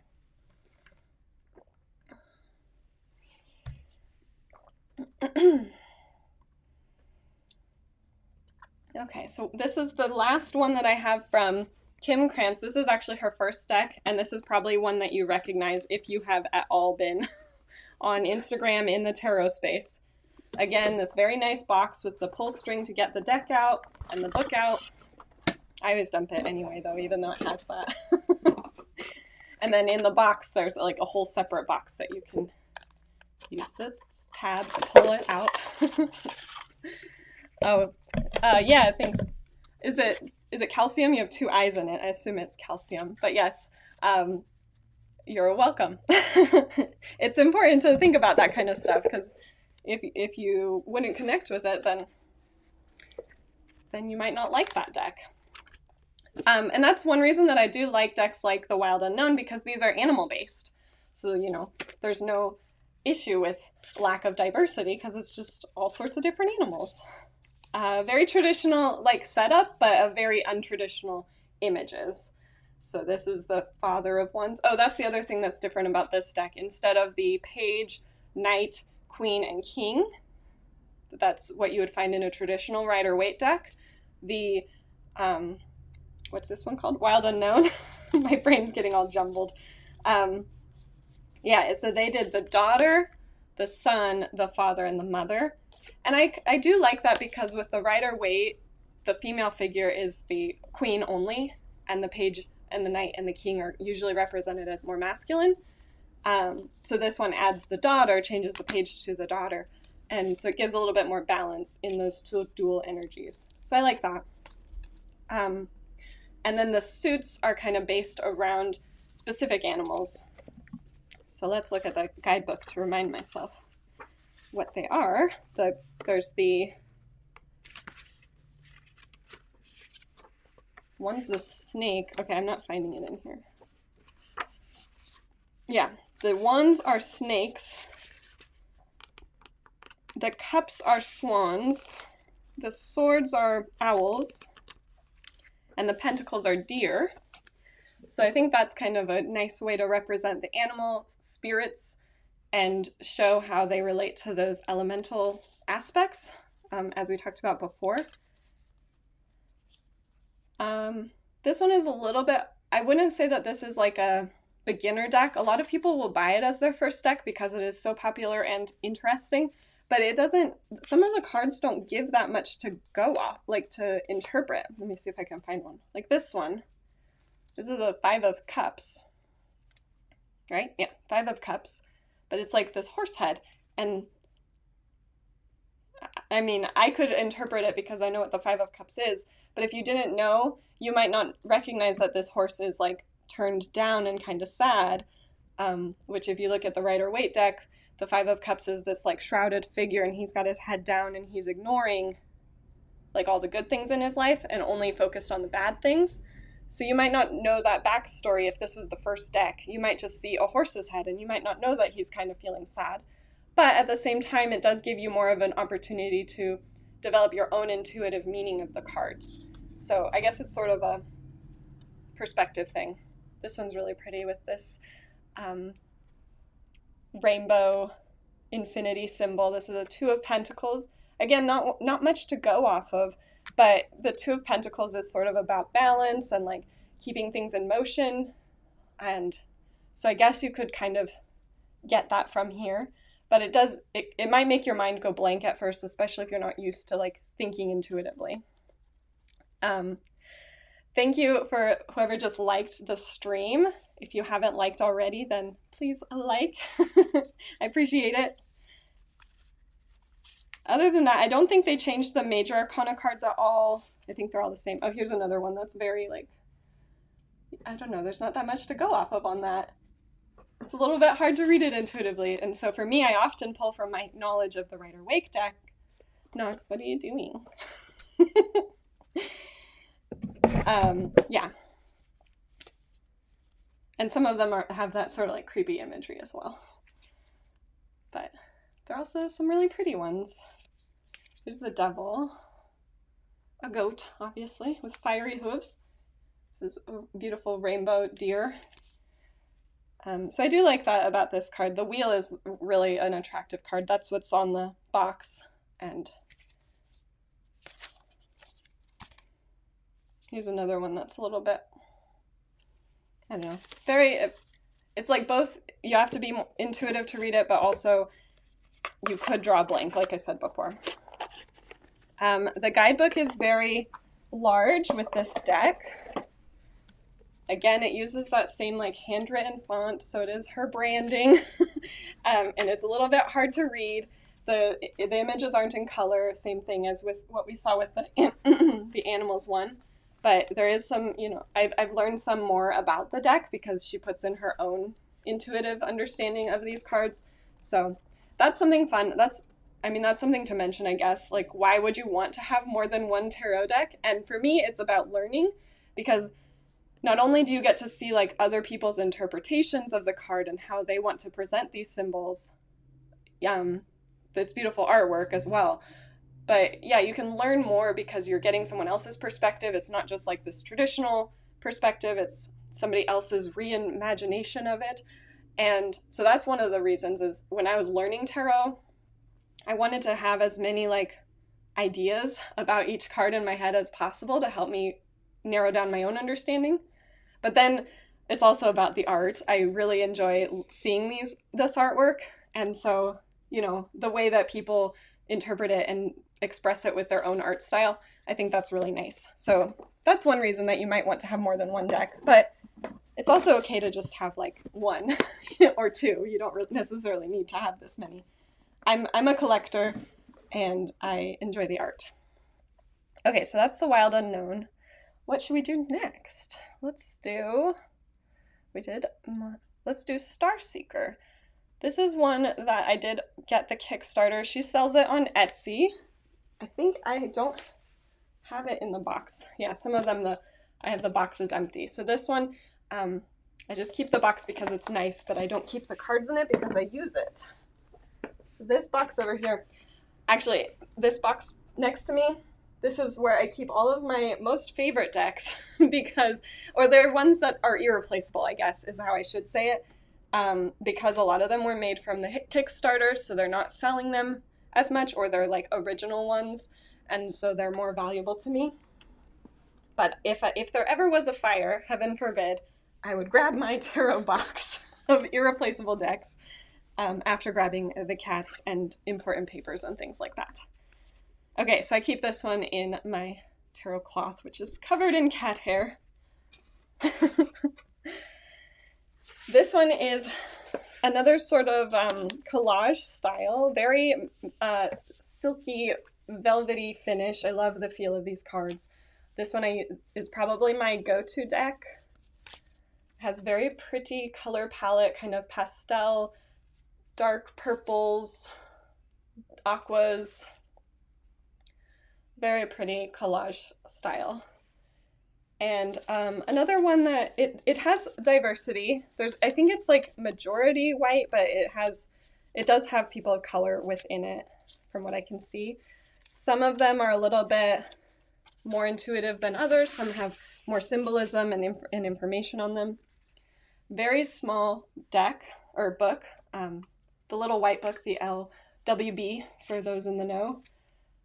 And just a very small amount of information on each card. I don't think that she changed any of the names of the card, but she did add a card to the Major Arcana called the Womb, and it's a like limbo. She interprets it as like a limbo space where you're just waiting. You're in the waiting room to figure out what the answers to your questions are. It's like you're not ready to know the answer, you're just waiting. So I thought that was an interesting idea to add that. And then yeah, it's all the same suits, 9 of the wands, the cups, the pentacles, and the swords. They're the same court cards, king, queen, knight, and page. So all of that is the same. It's just new artwork. I love this tower card. It's so pretty. You should create your own deck. It's only when you originate that you hold the power. I wish I had the artistic skill to create my own deck. I guess I could hire somebody. It's a good idea. I've thought about it, but I don't know that I could. I could definitely write a guidebook for a tarot deck, and I could have a artistic like idea, and I could hire someone to do it. But I don't have that skill like some of these people. Like, this is so pretty. I couldn't do that. Oh, here's the 5 of Cups. A different one from the Rider-Waite version, but you can see that it's a figure who is like sad, head down. There's cups behind them that are filled, and then there's the broken ones in front of them, the spilled ones. They're only focused on the spilled ones. But again, with that horse one, you don't necessarily know that that horse is sad. Yeah, so this is just an overall great deck.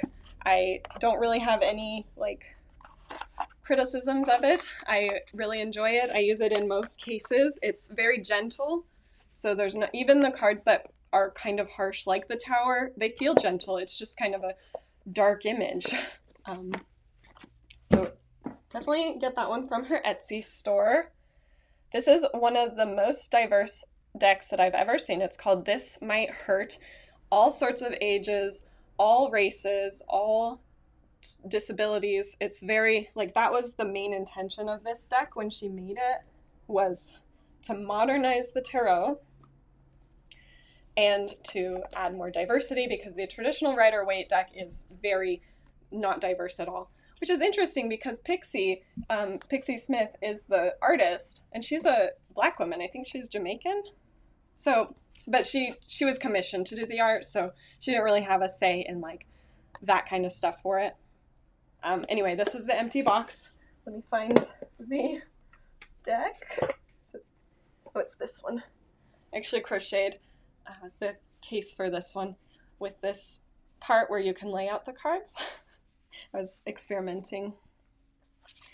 So, nice little white book.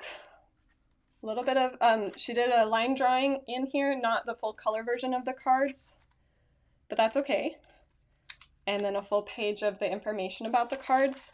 Keywords, she did a little bit about her own reasoning behind the reasons that she chose to do cards certain ways. But here you can see, like, this is an elderly gentleman, so there's a different age group. Here's a younger man. There's,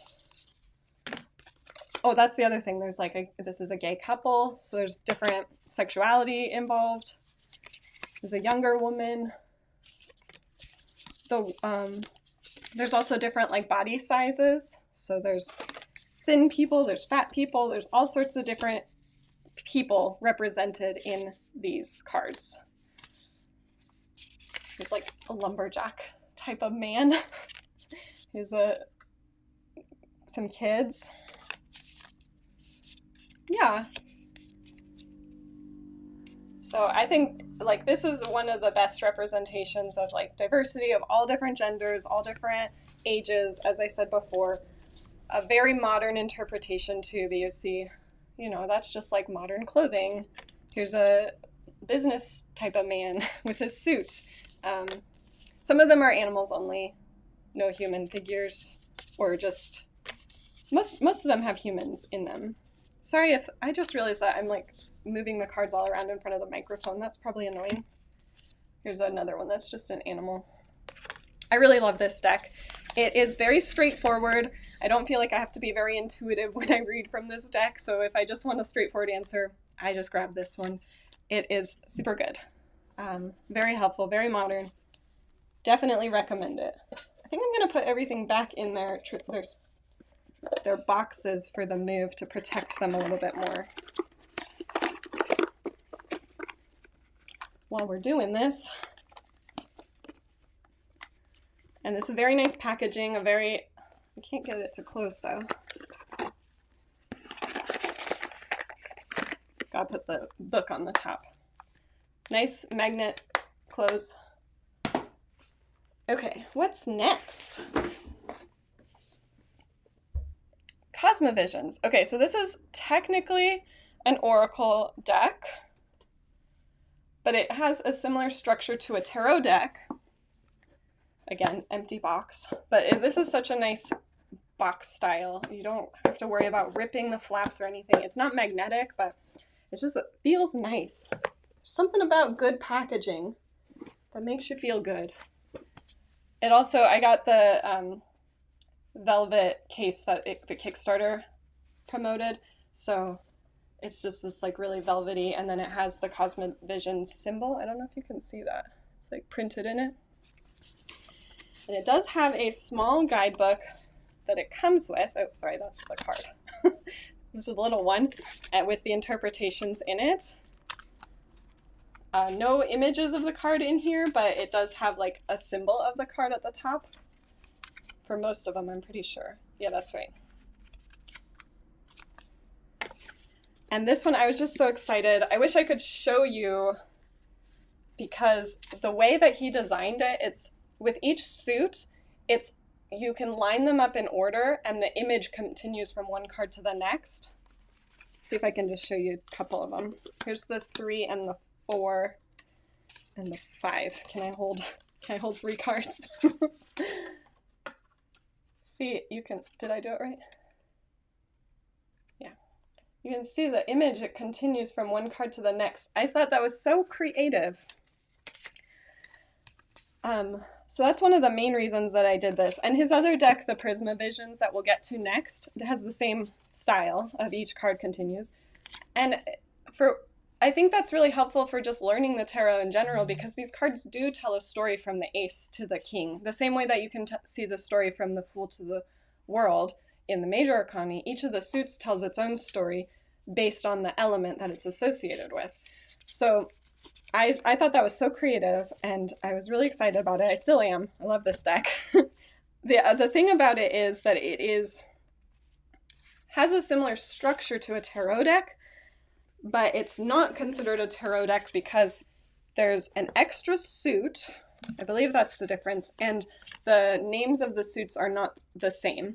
So, oh, and also the Major Arcana is like a shadow version of the traditional Rider-Waite. He talks about In his book, which I also got, I told you I went crazy with this Kickstarter. I got the book that he was selling with it, which has the Cosma Visions in the front and the Prisma Visions in the back. And he explains that the major arcana with this deck is not about the journey through life, which is what you would maybe interpret the major arcana in a traditional deck. It's about the journey in the afterlife.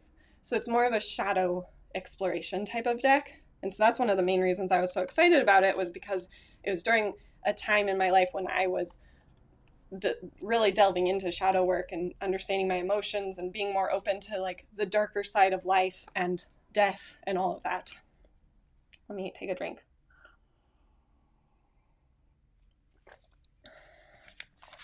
So the major arcana of this deck are separated by, they're framed.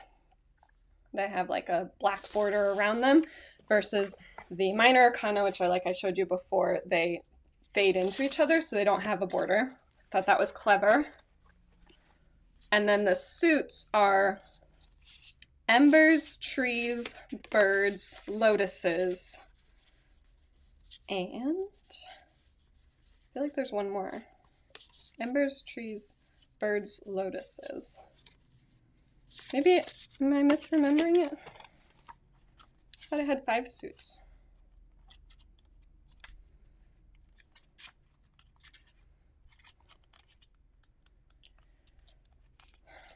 Embers, lotuses, birds, trees.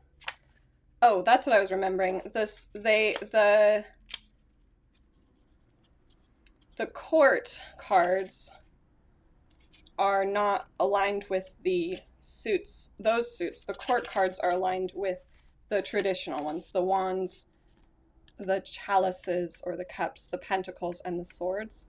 So he just did a little bit of an alteration there. And he doesn't call them like the King of Wands. They have their own name. They're the, for example, the Mystic instead. So anyway, it's a very intriguing deck. It's very interesting. It has a beautiful purple shine on the outside. Again, doesn't flake off. I think that he has these in stock right now. This is James Eade, if you've forgotten. I think he has them in stock. I really don't have any complaints about it. No cons.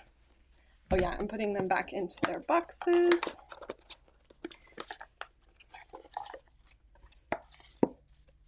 And then we'll move on to the Prisma Visions, which is the same art style. It's this very impressionist art that I enjoy as well. Oh yeah, empty box. So I got the same suede wrap for them. This one's blue and has the Prisma Visions logo on it.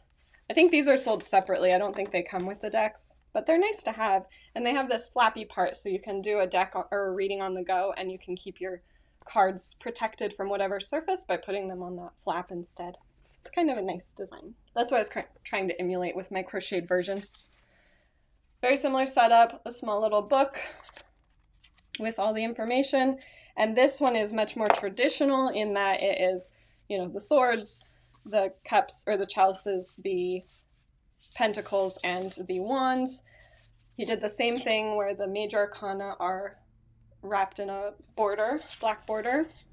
And same thing where the images continue from one card to the next. And just that very beautiful design, it's sort of like Starry Night, you know?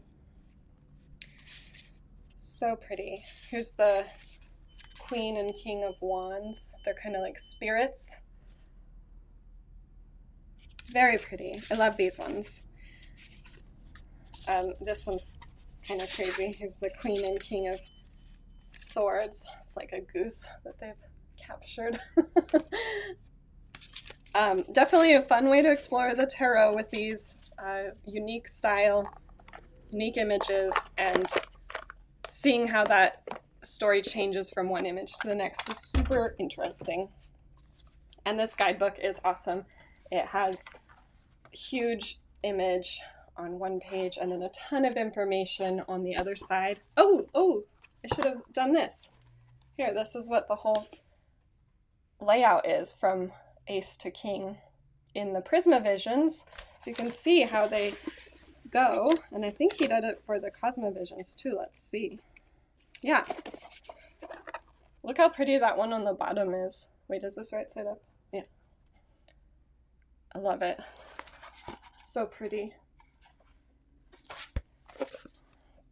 So that's definitely a keeper too. Oh, I forgot to do a link for the Prisma Visions. Here it is.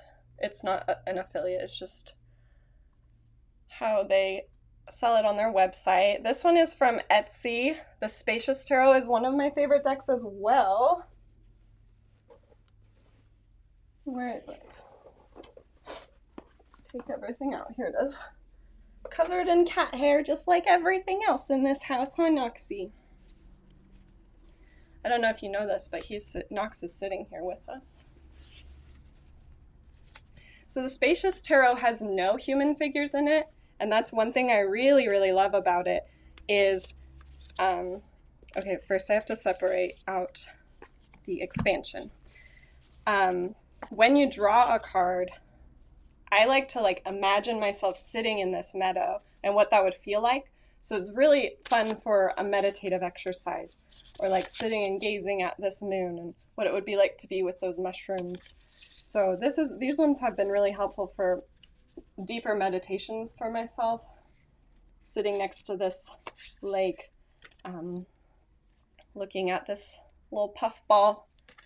So I love this deck so much. Some of them don't give you a ton of information, but that's part of the fun of going into that meditation and seeing what comes to mind as you're looking at these cards. It's the same system as a traditional Rider-Waite deck. I don't think she changed any of the suits. No, swords, wands, cups. And then all the majors are the same. Same order. So very, just a new imagination of the symbols of them. And then they recently came out with a expansion deck, which has things like air, earth, fire, and water, and then all of the zodiac signs, and ideas like spaciousness, transcendence, offering, connection, curiosity. And so I've used these as kind of a spread machine type of thing.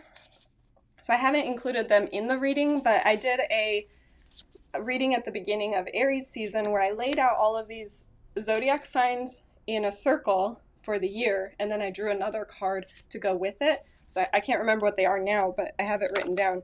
But anyway, for example, maybe I drew the moon card with Aries and tried to figure out what that could mean together.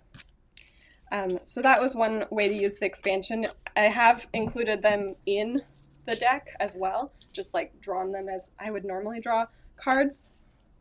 But yeah, anyway. Wonderful, wonderful deck. Got this with the Kickstarter. I think she is selling other printings, and I can't comment on the quality of the decks now, but the first printing was really good, and I would imagine that they wouldn't make it not good. And then I got it with this little deck bag. Oh yeah, I was putting them back in the boxes. Why can't I remember to do that? I'm not going to do that. Okay, now let's look at a traditional Rider-Waite deck. This is my second tarot deck that I ever got. The first one I'll tell you about later, but my mom got it for me. But this is the Centennial version of the traditional Rider-Waite deck, and I've actually lost the book. I have no idea where it went.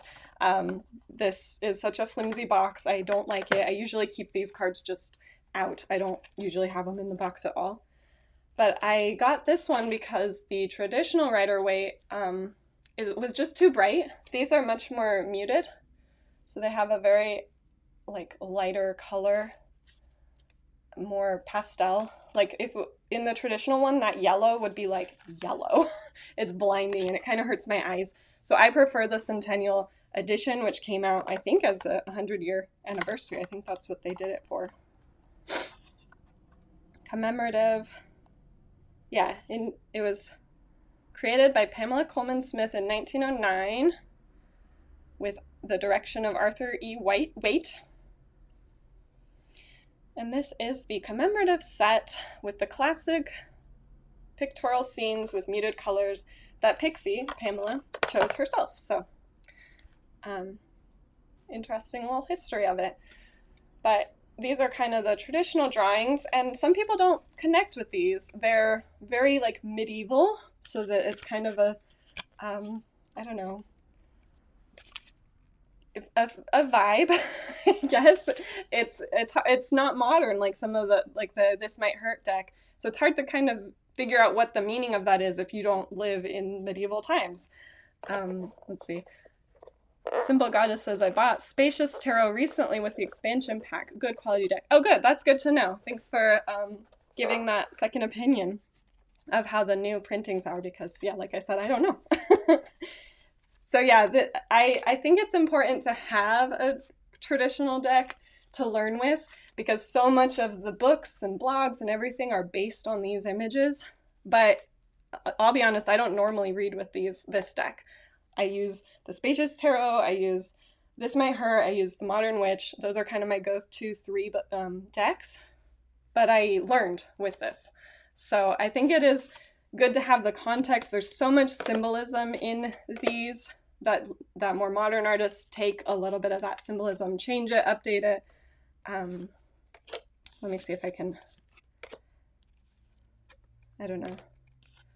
There's just stuff in them that, like the Magician, he's pointing up and down, so that's like the as above, so below idea. There's the roses have symbolism, the castles have symbolism, the way the clouds look. So it gives you a lot more context for the world that tarot exists in, and then you can expand that with some of the newer editions, kind of expand that knowledge and update it. But it is helpful to have a deck like this, one of the traditional ones. Another one that I like that is traditional art but kind of updated is the Radiant Wise Spirit, which I don't have a link for it, but this is such a wonderful deck. I love it because there's no borders, so the images go directly to the edge of the cards, which I love that. And I love the coloration. This like aqua blue color, the gradient. Oh, my phone is dying. Do I have a way to charge it? Yes, okay. Let me get settled. Don't want to lose my camera. There we go. Okay, another deck, or another comment. I have the full deluxe Centennial set with the art cards, etc. I prefer the colors, but I only use it for study because I can't connect with it. Exactly, I think a lot of people feel that way, Simple Goddess. Yeah, the teal for the sky is so pretty on the Radiant Wise. It's so, when I do use the Rider-Waite-Smith version of the cards, like look at the sun card. It's so pretty. I can connect more with these because the colors are really nice, and it is a little bit more modern stylization of the cards, but it's still that medieval like look that you get with the regular Rider-Waite. So that's a great deck. This is Los Scarabeo. They make a lot of decks. I've seen quite a few. This is the only one that I have, but that's a really good one if you want that Rider-Waite-Smith version. Again, the Centennial edition is really nice. Those are both keepers for me. I'm not really getting rid of that many, am I? Okay, let's see. What should we move on to next? Okay, here's another one that I got while on vacation. Oh, that's not the name of the deck. I just said it was from when I went to Mexico City. Let me see what the name of it is.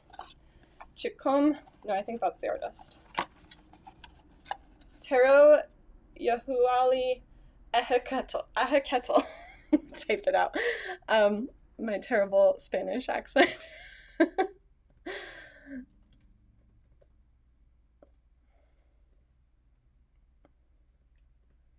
Ehecatl. And the artist, Chicom, it's Kuan Enchanted. Oh, I'm so sorry. I definitely butchered that.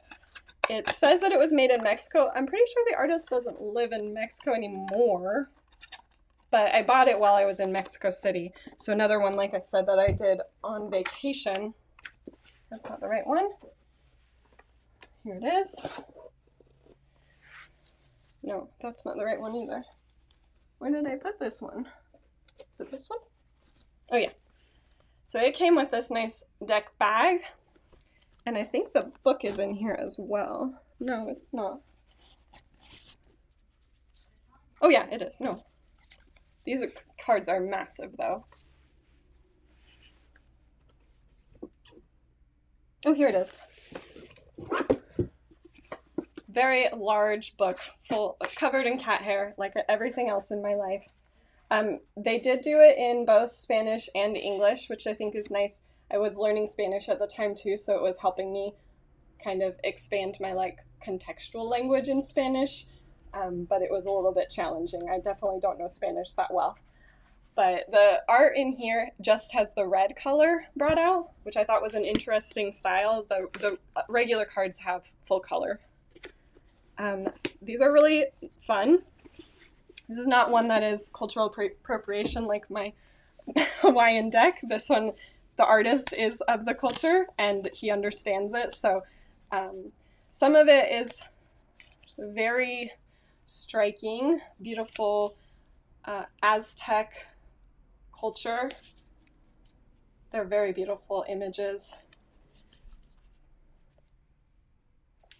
So I don't use this one very much. It doesn't speak to me as a white lady, but as much as it would maybe speak to someone who is of this culture. But I do think the images are very beautiful. And they do have, like, they're reminiscent of the Rider-Waite decks. I forget, he did rename the suits. I forget what he called them. Let me look it up. Oh, my stomach's growling. That's the Spanish part. Jade is one of them. Flint.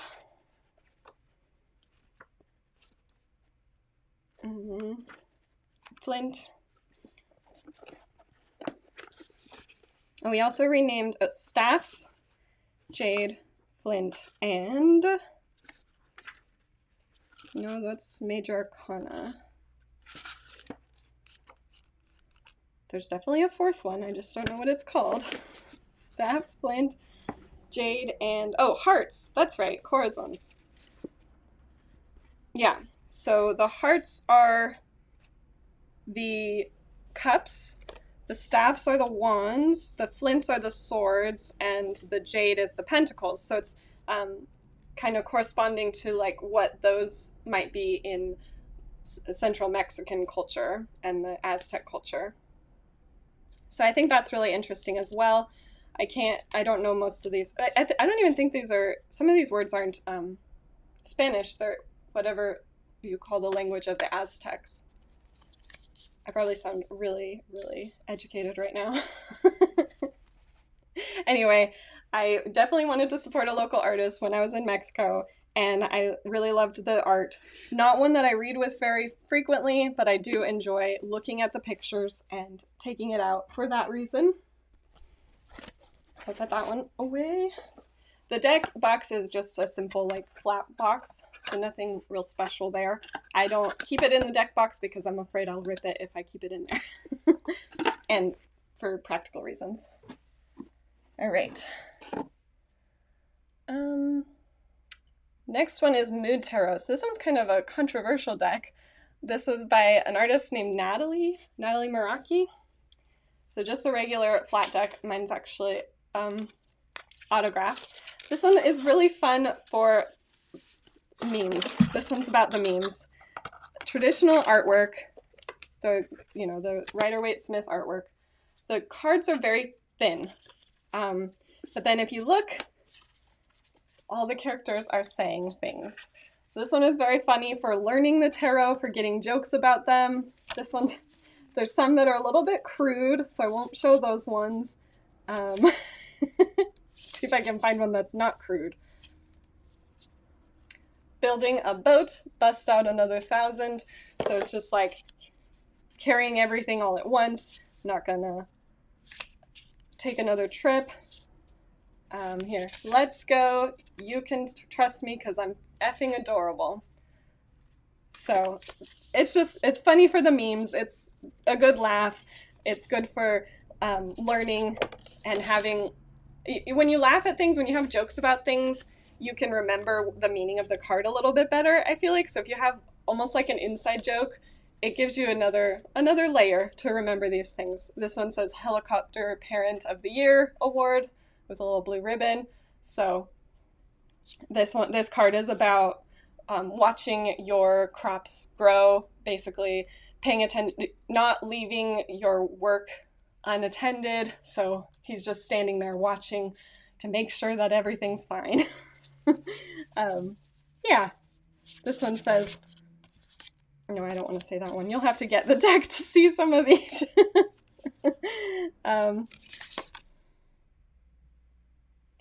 Mom, mommy, ma, mom, mama. That's from like Family Guy, isn't it? With Stewie talking to his mom. And then, yeah, love, kids up.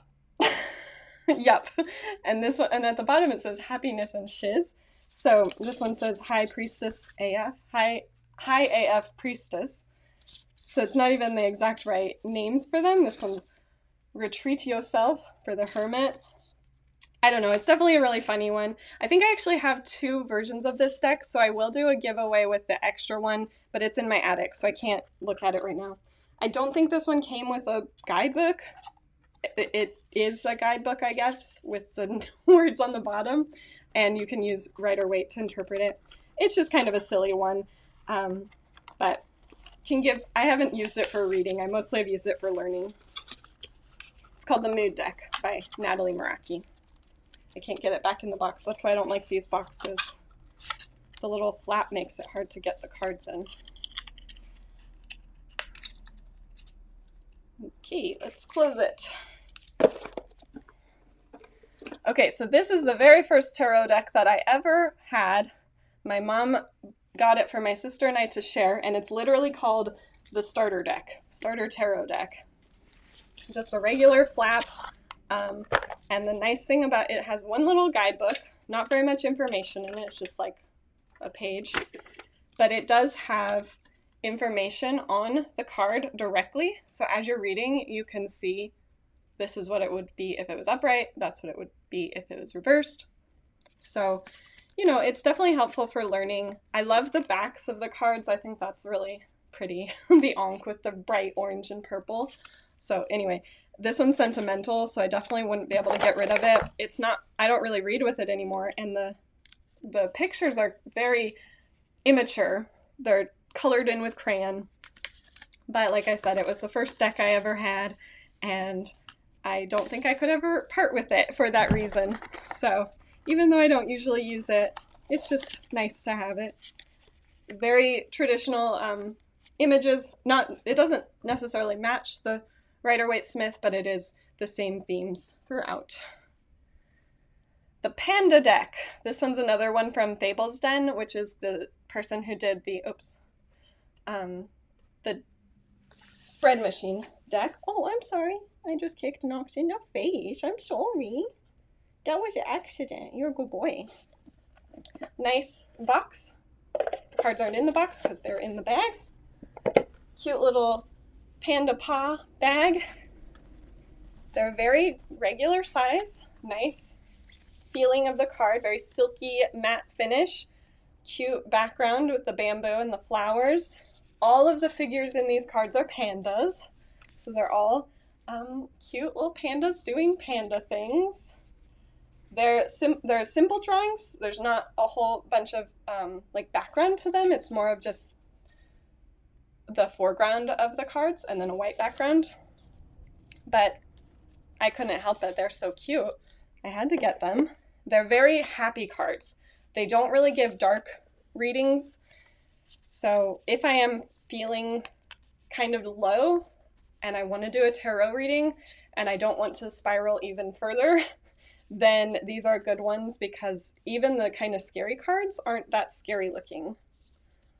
Let me see, the Ten of Swords is a good example, because in the traditional deck, the Ten of Swords is this like dead body who's been stabbed with 10 swords, which is not a very delightful image. But in this deck, it's the panda's costume that was that was stabbed. So it wasn't. So he's actually okay. It's just his like suit. I wish I could find it. Can't find it.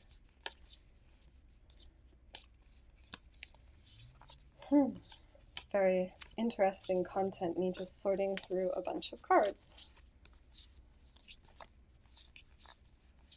Well, where is it? Somehow it's not in here. That's annoying. Well, anyway, you can imagine it, or you can get the deck for yourself. The deck book does not have a ton of detail about each card. It's like a paragraph or two for each one. She does go into the panda, the light attributes and the shadow attributes, and then there's a message from the panda, which I think is a cute feature. So you do have to have a little bit of knowledge of the tarot before using this deck, because it does, there's not that much left up to interpretation, and the book doesn't give you that much detail. But sometimes that's helpful, to not have too much, to just have a little bit, you know, to not be overwhelmed with a bunch of information. It helps you to interpret it better. So that one's really cute. I did do the Kickstarter for that, but she does sell it on her website. The Way of the Panda. Okay, this is an affiliate link for the Modern Witch Tarot, and another one that I don't have in the box, but it's such a nice box. Look at that. So nice. And then the cards go in that part. So nice. So let me get it. Where is it? Here. I wonder, can you see Knox? If I go down over here. No, you can't really see him. He's just like surrounded by all the decks. He's a happy camper. So the Modern Witch Tarot is another one that is very updated for modern people, where this Might Hurt has very like balanced gender representation. The Modern Witch is mostly female figures, I believe. I actually think it's only. I don't think there's any like masculine presenting people in this deck. Well, there's some women who are presenting masculine, but I think they're all like identify as female or identify as women. But who knows? They're characters on these cards, so I don't know what they identify as. That's my assumption. But yeah, like I said, all like modern dress. You can see there is more diversity in these cards, different body shapes, but very female focused. There's like a more masculine presenting female. But yeah, modern dress. So I really like this deck because it's more relatable to modern people. You can imagine yourself in this body or in this outfit. Very cute. Sun card.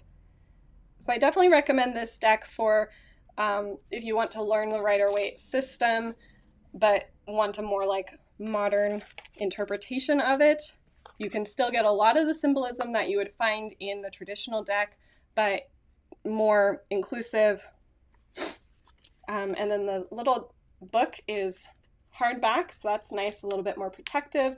It does have images in the book, very small black and white pictures, and a small amount of information about each one, but useful enough to like get you started for sure. And if you these books often have like spreads in the back and ideas from the artist and from the author as well, so the books give you even more. Oh, I got a question. How do you find shuffling that monster of a deck? The cards are very thick.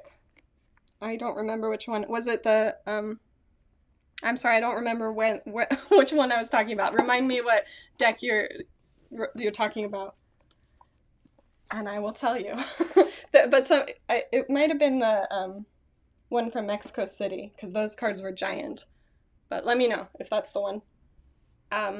I do have very small hands, but even with big decks, I've like stretched my fingers. I think it's from doing piano for so many years of my life that my fingers are pretty strong, so and I can stretch them pretty far. Oh, the Modern Witch. I feel like this is a pretty standard size cards. They are, I can't put my whole hand around the deck, so I do have to like catch them. But I shuffle, I don't know how you shuffle, but I don't usually riffle shuffle because I feel like it damages the edges. So this is generally how I shuffle, is just hand over hand like that. And I find that to be okay. Sometimes I'll do like a pool of cards on the floor or on the desk in front of me and shuffle them that way. But I don't usually riffle shuffle, so I definitely would have a hard time riffle shuffling these. I mean, this is riffle shuffling, right? Oh yeah, I can't do that. They don't even bend that well. These are thick cards. So I guess with that one, it's definitely a hand over hand type. Yeah. Hope that answered the question. Are you a riffle shuffler? All right, now we have the spread machine we already did, so let's go to Luna's Soul. This one I actually won as a giveaway. I didn't know I was entering a giveaway. The entry was to make a donation to Planned Parenthood, I think, or an abortion fund, and I didn't know that I was entering a giveaway. I was just making a donation on Instagram, and then the next thing I know, I'm getting asked to what my address is, because I had won this and like a bunch of other stuff that's like witchy stuff. But I hadn't seen this deck before, and it's so beautiful. I am so glad that I won that giveaway because I maybe wouldn't have found it. So it's called Luna's Soul, and if you look, it has the sun and the moon, and that's kind of the color palette, is this like darker greenish blue, a lot of yellow, blue. There is, it is full spectrum, but it seems like the focus is more on those yellows, the greenish yellow and the greenish blue color. And there's a lot of good diversity in here. A lot of symbolism. I love the artwork. It's so pretty. And this like pastel rainbow colors. There's the Magician. I was just so excited when I received this because I really do connect with this deck. I haven't had it for very long, and so I haven't added it to my rotation of decks. Thanks for the ideas. I struggle with that deck, so I'll try hand over hand. Oh yeah, good. I hope that works out for you. I don't think I could riffle shuffle it at all. But like I said, I don't riffle shuffle decks in general. Look at the Seven of Cups. That's so pretty. So anyway, like I said, I haven't really added this one into my rotation of decks that I use, but I am trying to remember that I have it, and so it's a good reminder to to go through my decks right now to remember it, because it's so pretty. And this packaging is really nice too. It's similar to the Modern Witch one, where it has this box and the box goes on like vertically, but then it's got an extra feature where it has a little flap with a magnet on the bottom, so it's all like contained. It's very nice packaging. Packaging will get you everywhere. All right, let me take another drink of water. Okay, Golden Wheel. I got this one. I took a course with Jennifer, a friend of mine, who teaches how to use tarot for writing. And one of the things she suggested was to find a tarot deck that has images similar to the like art world that you're creating in your stories. So I got a few of this deck and a couple others that we'll get to. I thought this one would fit. It's not quite the story that I'm going for, but I really fell in love with it anyway. It is more of, it's like Russian and Northern Europe imagery. So it's called the Golden Wheel Tarot. It has a very nice box, beautiful purple inside, and a nice good size guidebook. Just a small amount of information about each card and their interpretation of them. The backs are really beautiful, and then you can see some of the images. Very bright, like primary colors. The sun. Oh, here's the Ten of Swords. I couldn't find it in the Panda, but of course I can find it in this deck. You can see how that's not a very, that's a hard card to see, somebody who's really injured. But yeah, it's just this Russian style of art. And again, this one's not going to have very much diversity with some of the others, because of, I guess, the majority of the people who live there, maybe. I'm sure there's people of color who live in Russia, though. I don't know. One criticism that I heard of this one was the Lover's card. Let me see if I can find that one. Of course, I'm not going to be able to find the card that I want in this deck. The Lover's card has more of like I don't think it's the Rider-Waite version. I think it's not the Thoth version. There's a specific version of tarot that I can't remember which one it is, where the image of it, the Lover's card, is a male figure with two female figures, and it's one of them is supposed to be his mother, and the other is the woman that he has chosen to love. So it's the idea of like, is he going to choose the like match that his mother makes for him that's more like financial or better for the whole family, or is he going to choose the woman that he's fallen in love with?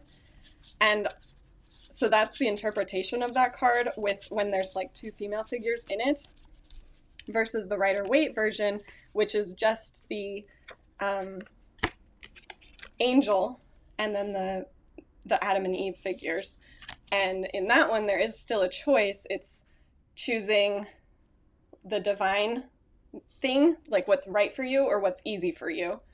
And so I think that this one, you can see this is like an older woman, his mother, and this is his person he's fallen in love with.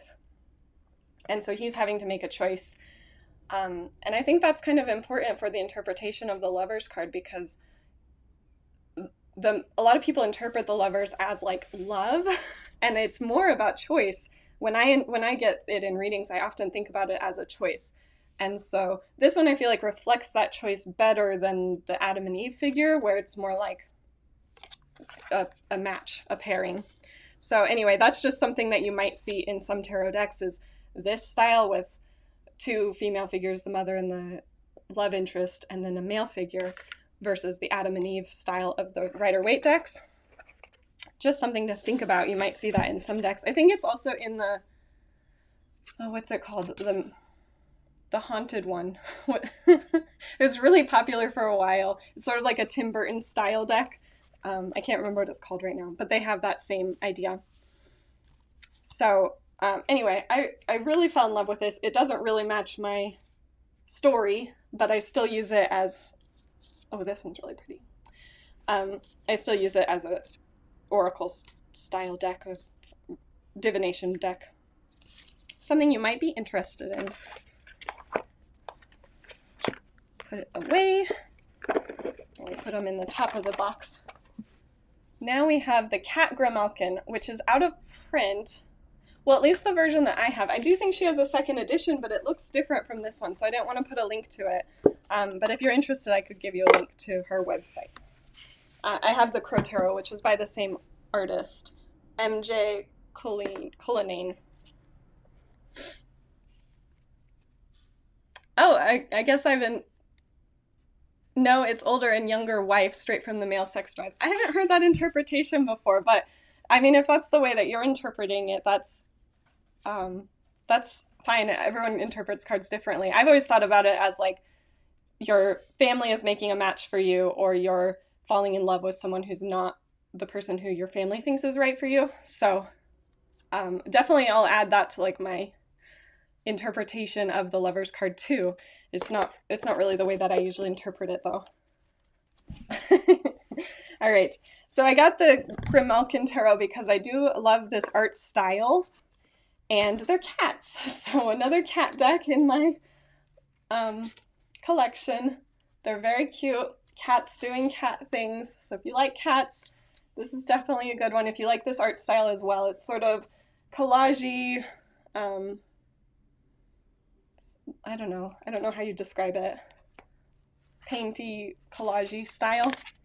Very cute cats. I don't really have any complaints about it. It's a fun one to read with It did come with its own book, which is larger than the deck. I don't usually like it when the book is larger than the deck because it's hard to store it, but it does give you more information. There's symbolism, message, and then attributes. Oh, that's the other thing about this deck. She based the cards after real cats she knows. And I think they're rescue cats. I think she partnered with I can't remember exactly because it's been a while since I did it, but I think it was rescue cats or cats she knew somehow. So each card is a real cat. Tika, Rocky, etc. Sounds a fun one. And I did end up going with, I supported her Kickstarter for that one too. So I did end up getting the tarot journal to go with it, which has a little bit more information and space to reflect on what the cards mean to you. So that's fun. I don't think she sells these anymore though, so I don't know. I'm running out of space. All right, so now let's go to the Crow Tarot, which is the same artist, but it's crows instead of cats. Nice box. This one, the deck does fit with the cards, so that's nice. I think this is it, yeah. So another beautiful deck, same art style. Oh, that's upside down, sorry. Same art style, kind of collagey, painty. Muted color, not muted colors, they're bright colors, but they're like oranges and blues. I feel like that's kind of the majority of the colors. And just the crow behavior. She has a new one with crows. It's like urban crows, so it's cityscapes versus these ones. These ones are more, I feel like these kind of match the medieval style of the traditional one, and the urban crows is updated and more modern crows. I don't have that deck, but it's kind of an interesting take on it. The very traditional, she didn't do any changes to the suits or anything like that, but a little bit more intuitive to interpret the cards because it's almost dreamy. Was that upright? It's a little bit like dreamscapes. They're so pretty though. I love this deck. Put that back in the box. And then Spiritsong. This is another one that I got early on. It's mass produced. You can get it on Amazon. So here is an affiliate link for the Spiritsong deck. These are very large cards comparatively. Like I can't hold them in my hand really. Almost. So it is a little bit of a challenge even to do hand over hand with these, but you know, you just got to stretch those fingers out. This is another deck that doesn't have human figures. They're all animals, and I love the pairings that she did. First of all, the artwork is so pretty. It's the lines, I don't know how to describe it. There's like dots and lines and patterns. Each card is a unique animal, so it's sort of like the animal spirit deck that we looked at before from Kim Kranz, but it's a tarot deck instead of an oracle. The other difference with this one is that it's not the traditional like cups, swords, wands, etc. She chose to do crystals for pentacles, shells for cups. I can't remember all of them now. Let me look.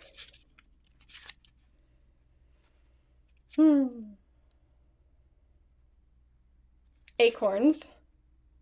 Acorns for the wands, and feathers for the swords. So the air element is feathers, the acorns are fire, the shells are water, and the crystals are earth. So it does have like a very reminiscent of what the natural world is. And then she chose animals. She chose animals that fit into that category. So, oh, that's a major arcana. Let me see if I can find one. Like this is a bird, but it's a water bird, so it's in the shell category. This is a warthog, so it goes in the acorn. It's kind of like a fiery energy. So this one's kind of fun for like another take on just looking at animal behavior and interpreting that into a card. There's a bee for the crystals. So See, I like this interpretation of the bear better. It's sanctuary and rest rather than like laziness. So just a interesting thing. But yeah, this is one of the first decks that I had, and I really like the pastel colors, very muted, not very many, not much differentiation in color. It's very gentle, and I like it. They have a lot going on though. Which one was that? Oh, we're talking about the crow tarot. Is that which one you were talking about? Sorry, there's so much like delay that I can't keep up with which ones you're talking about and which ones I'm talking about. Okay, so this next deck, I did this as like a last minute Kickstarter. The Kickstarter was ending. I almost wish I hadn't got these ones because they frighten me. I am going to keep it because I feel like there's a reason that they frighten me and that I need to get past it. But this is called the Gnostic Tarot, and it did come with a really nice big guidebook. And it's based on like Gnosticism, and I haven't explored it that much because the images are a little bit frightening to me. They're it's like the bodies are all like disfigured or not, I don't know, just like morphed and decapitated. It looks very dreamlike, a little bit disturbing in some of them. And I think that there's definitely a lot to be interpreted from them. I just need to be in the right state of mind, I think, to interpret them. And so I'm definitely going to keep it. They feel really nice. They're good quality. They're slightly slippery. They're not completely matte like some of them. They're good thickness. And for how big they are, it's like handleable. I don't know. This one, like I said, I haven't really used it that much. Some of them are a little disturbing. Some of them are nice. It's sort of like Picasso, I guess, where it's just like things are out of place and confusing. So, oh, the Spiritsong. Yeah, they do have a lot going on with the Spiritsong. Thank you for for answering my question. Yeah, so the Gnostic ones, I think I have stuff to learn from it, but they are a little frightening to me. Maybe they jibe with someone else and you want to check it out, but I need the right headspace to use them. This one was a gift from my sister for my birthday last year. It's the Herbcraft. Oh, I called it Herbalist on the link, sorry. They're called the Herbcraft Tarot. So it is a traditional tarot deck. And they're all plants. So another one that deals with plant spirits. Very fun.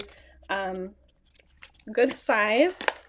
They look almost like photographs, but they are drawings, I believe. Very realistic drawings. That one's cannabis. But in the book, it talks about the healing attributes of the plants, how to use the plants for herbalism, and it also gives an interpretation for the meaning of the plant. This one is similar to the Botanic oracle that we were looking at before, where it's a lot more about using the plants for herbalism versus like an interpreted meaning. So there is that. You kind of do have to know the meaning of the card for the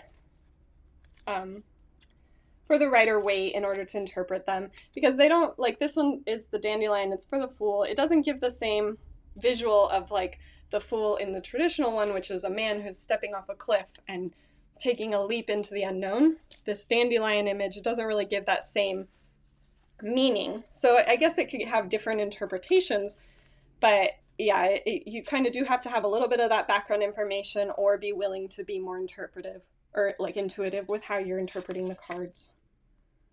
But white sage, here's a mint. They're very pretty pictures, and I very much appreciate my sister for getting it for me. This one's really cool. It's got runes in the background as well. So, and a very nice box with the ribbon to easily get the cards out. The cards fit snug in the outlet, the little cut part, if I can get them in again. And then the guide fits right on top of that as well. So very good packaging. Oh, I almost lost a card. Motherwort. There must be something we need to know from Motherwort. I also really like the backs of these cards. It's cute. What do we think the interpretation of Motherwort is for that card falling out? All right, I think we're almost done. Oh, okay, so this, well, we actually have quite a bit left, but we're almost done. This is the Cat Tarot, and I think that the link that I just gave you, it's an affiliate link, but I think I gave it for the real deck. My husband, he didn't know that some decks are counterfeit sometimes, so he accidentally got me the counterfeit version of this deck, which I can't find right now. Here it is. Nope, that's an empty box. Okay, we might not be able to look at them because I can't find them. Oh, here they are. So that's something to keep in mind when buying decks, especially really popular decks. There are people who will take the images and make new cards out of them, and you'll know that it's counterfeit if it has a QR code instead of a book. Because usually decks come with books. If it has a QR code, it means that they don't have like the rights to print that. So anyway, he didn't know about counterfeit decks, but he knew that I love cats, so he did get me these cute cat cards, and unfortunately they are a counterfeit deck. They're so cute though. I would recommend getting the real deck and supporting the real artist. Maybe I should get a real version of it so that I'm supporting the real artist too. There's Justice.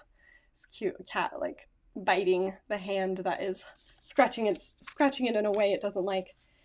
Instead of the regular suits, this deck uses food.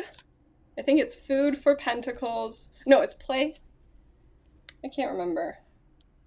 They're not written on. They actually, that's one thing I don't super like about this deck, is they don't write what the suit of the card is. So you have to be kind of familiar with what the cards are before you can understand what suit it belongs to.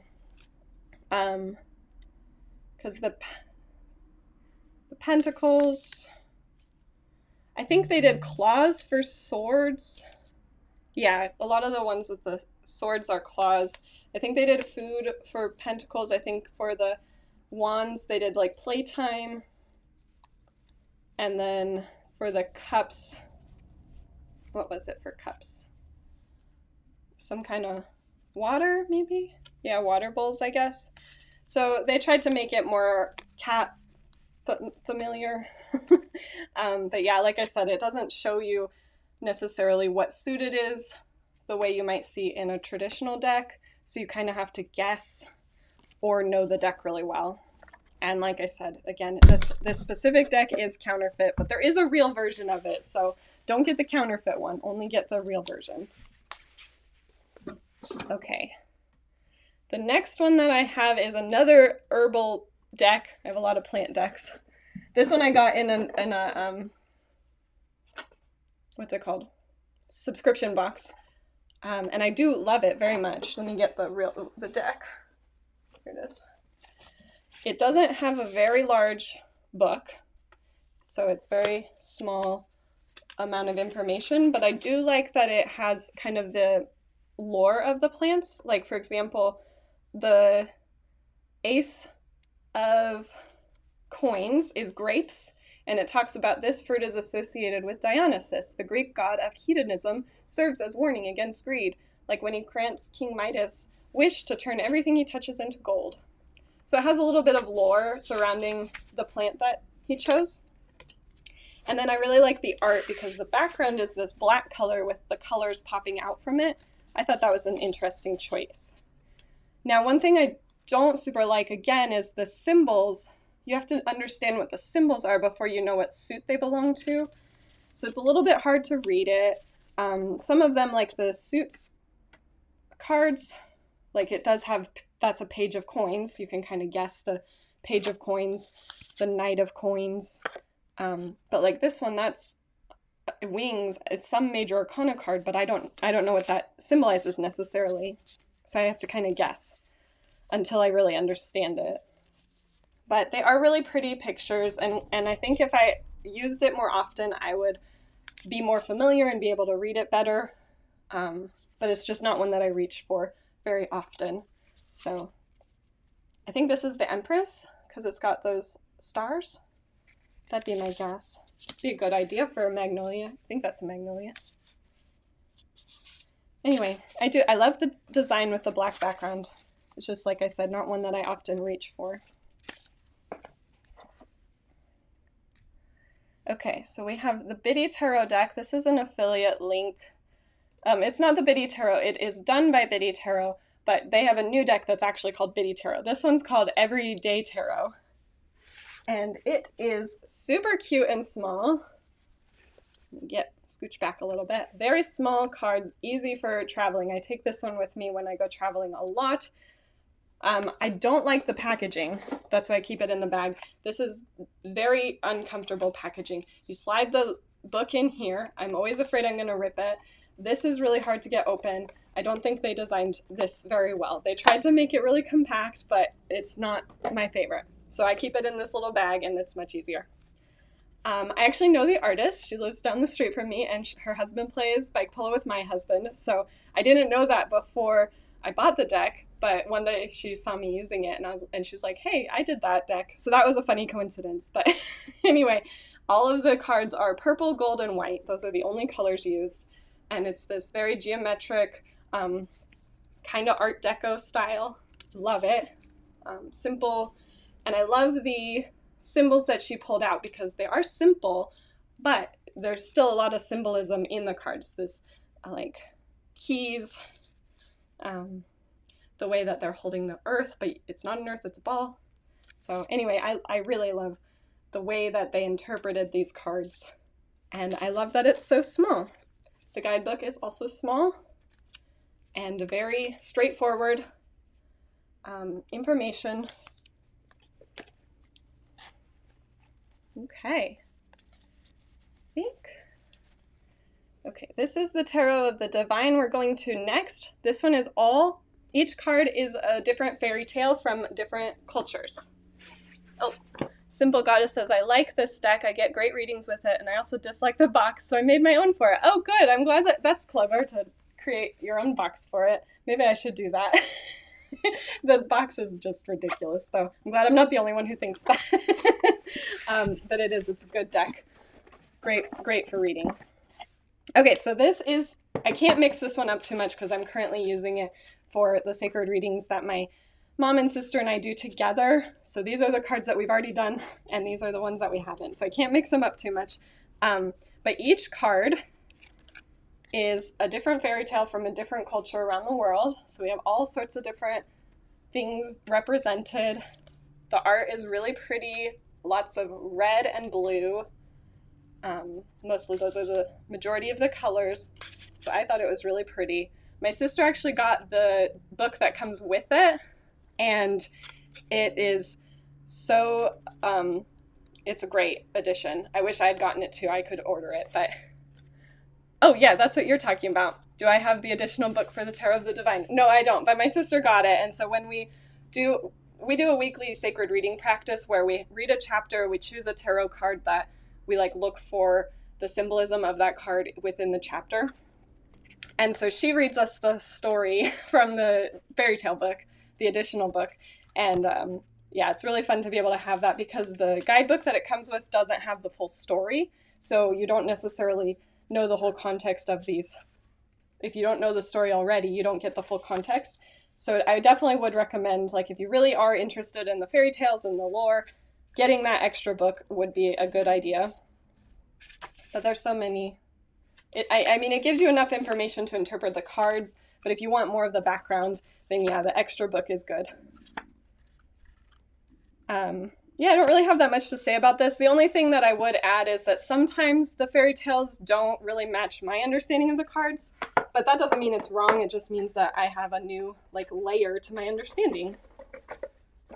There's nothing wrong with that, right, Noxie?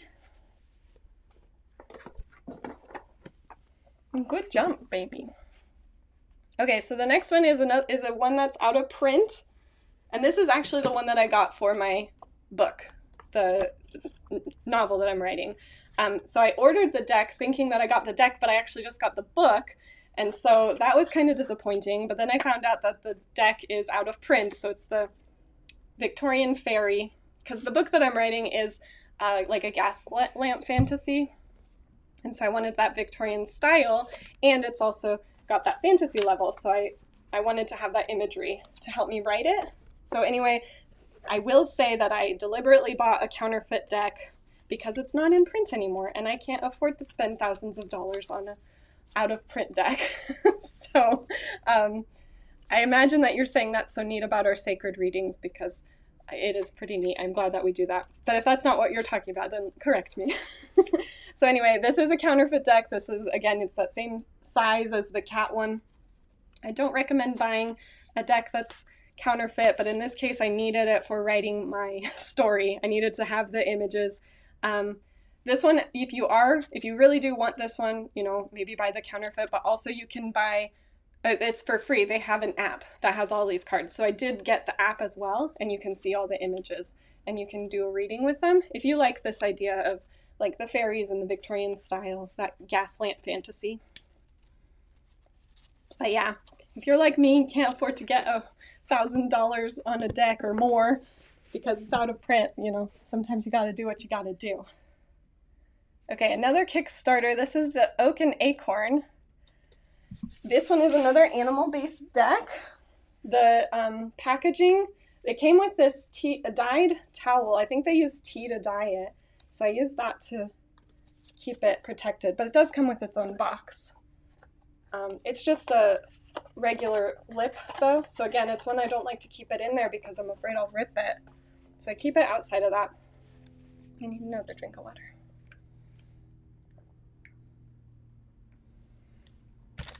Okay.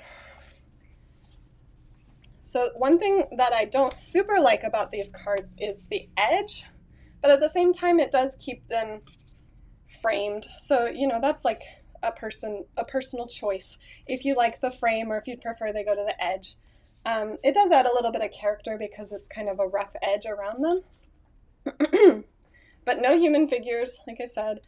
The backs are really pretty. All like foresty animals, foxes. I think it's foxes in the suit of wands, squirrels in the suit of cups. In the swords, it looks like it's like a bird. Oh, it might be. Maybe that's not how it is. I thought that's how it was. No, I guess it's just kind of mixed together. No, they are. They're squirrels. Swords are these ravens or crows. And then the wands are foxes. Oh, I said that one already. What was the one I'm missing? Wands, cups, swords. So pentacles. Rabbits. I think that's how they have it set up. That's what I remember at least. And then there's all sorts of other animals mixed in with the major arcana, like hedgehogs. So there are all these, like, you know, traditional forest animals for like the northern hemisphere. Sorry, I'm looking at the cards and not showing you. They're really cute though, aren't they? I love it. They're just the way the animals interact with one another. Some of them are like nighttime pictures.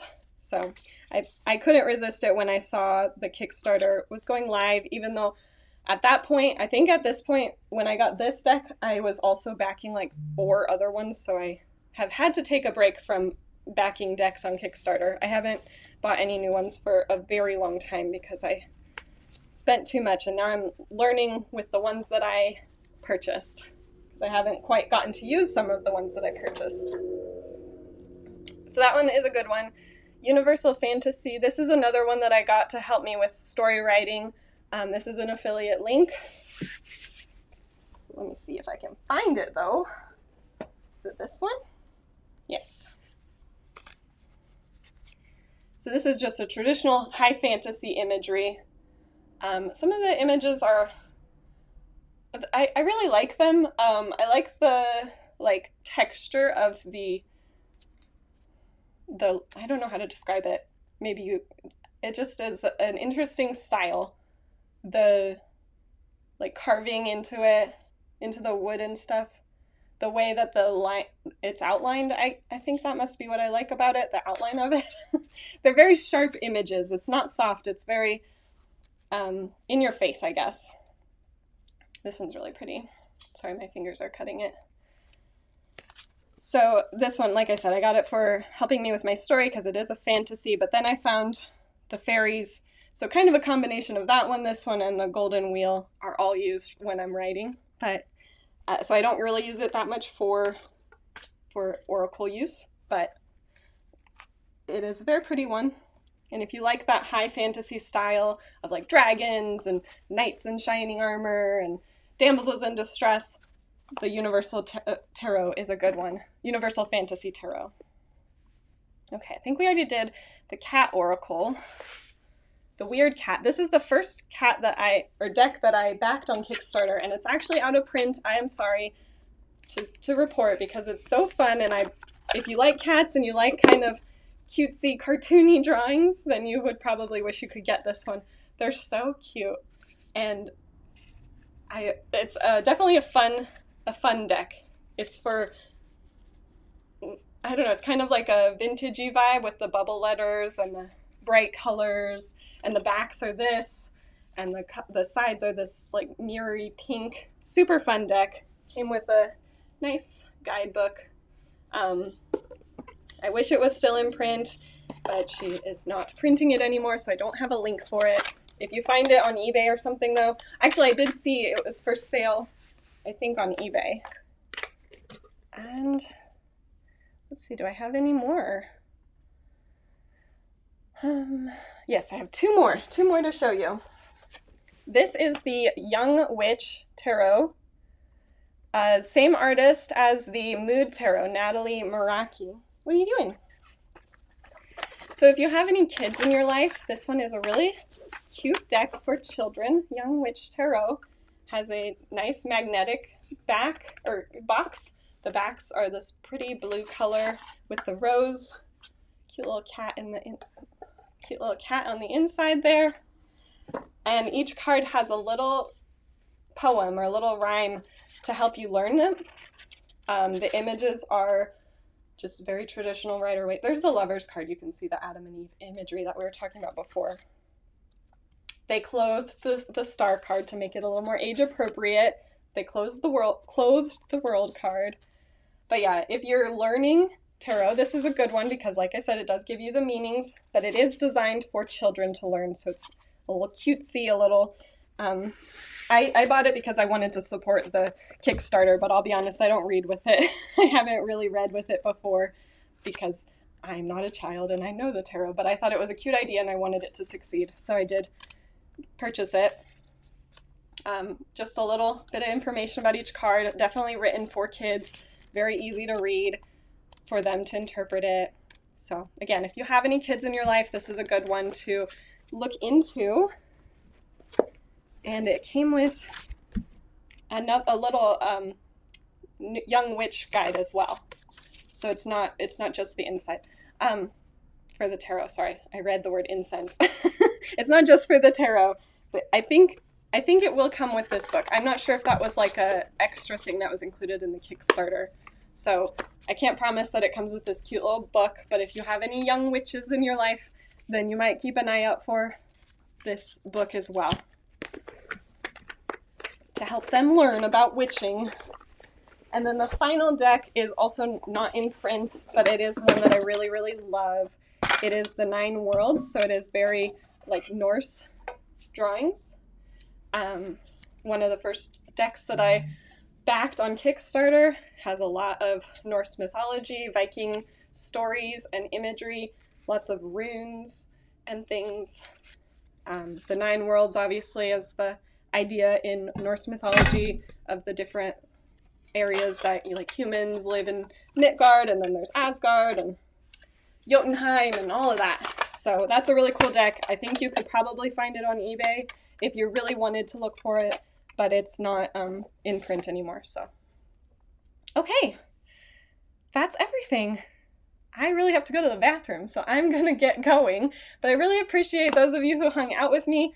Please like the stream before you leave, if you in fact like the stream. It would really help me out if you, after this video post, if you would go to the comments section and maybe say which deck you thought was your favorite, or just shared something about tarot that you enjoy, why you love tarot and oracles, or anything like that. If you learned anything, it would help me out with the algorithm if you comment something after this post so that it gets kind of boosted to other people. Like I said, I really appreciate you hanging out and being with me on my first live on YouTube. And I will see you next time. I had a lot of fun, and I would like to do this again soon. It'll probably be a little bit because we are moving next week, so I'm going to be kind of busy. But I think I'll do a live when I'm setting up my new filming space, so that'll be pretty fun too. Okay. Yeah, thanks for being here. Thank you, Calcium. I really appreciate your input throughout, and I thank you for enjoying it. And thank you too. I think, is your name Yuta Vainen? I'm guessing it's a Y sound because you said you're Finnish, but maybe I'm not knowing it. It might be Jota. But either way, thank you for being here the whole time, and thanks for the compliments. I'll see you next time. Goodbye!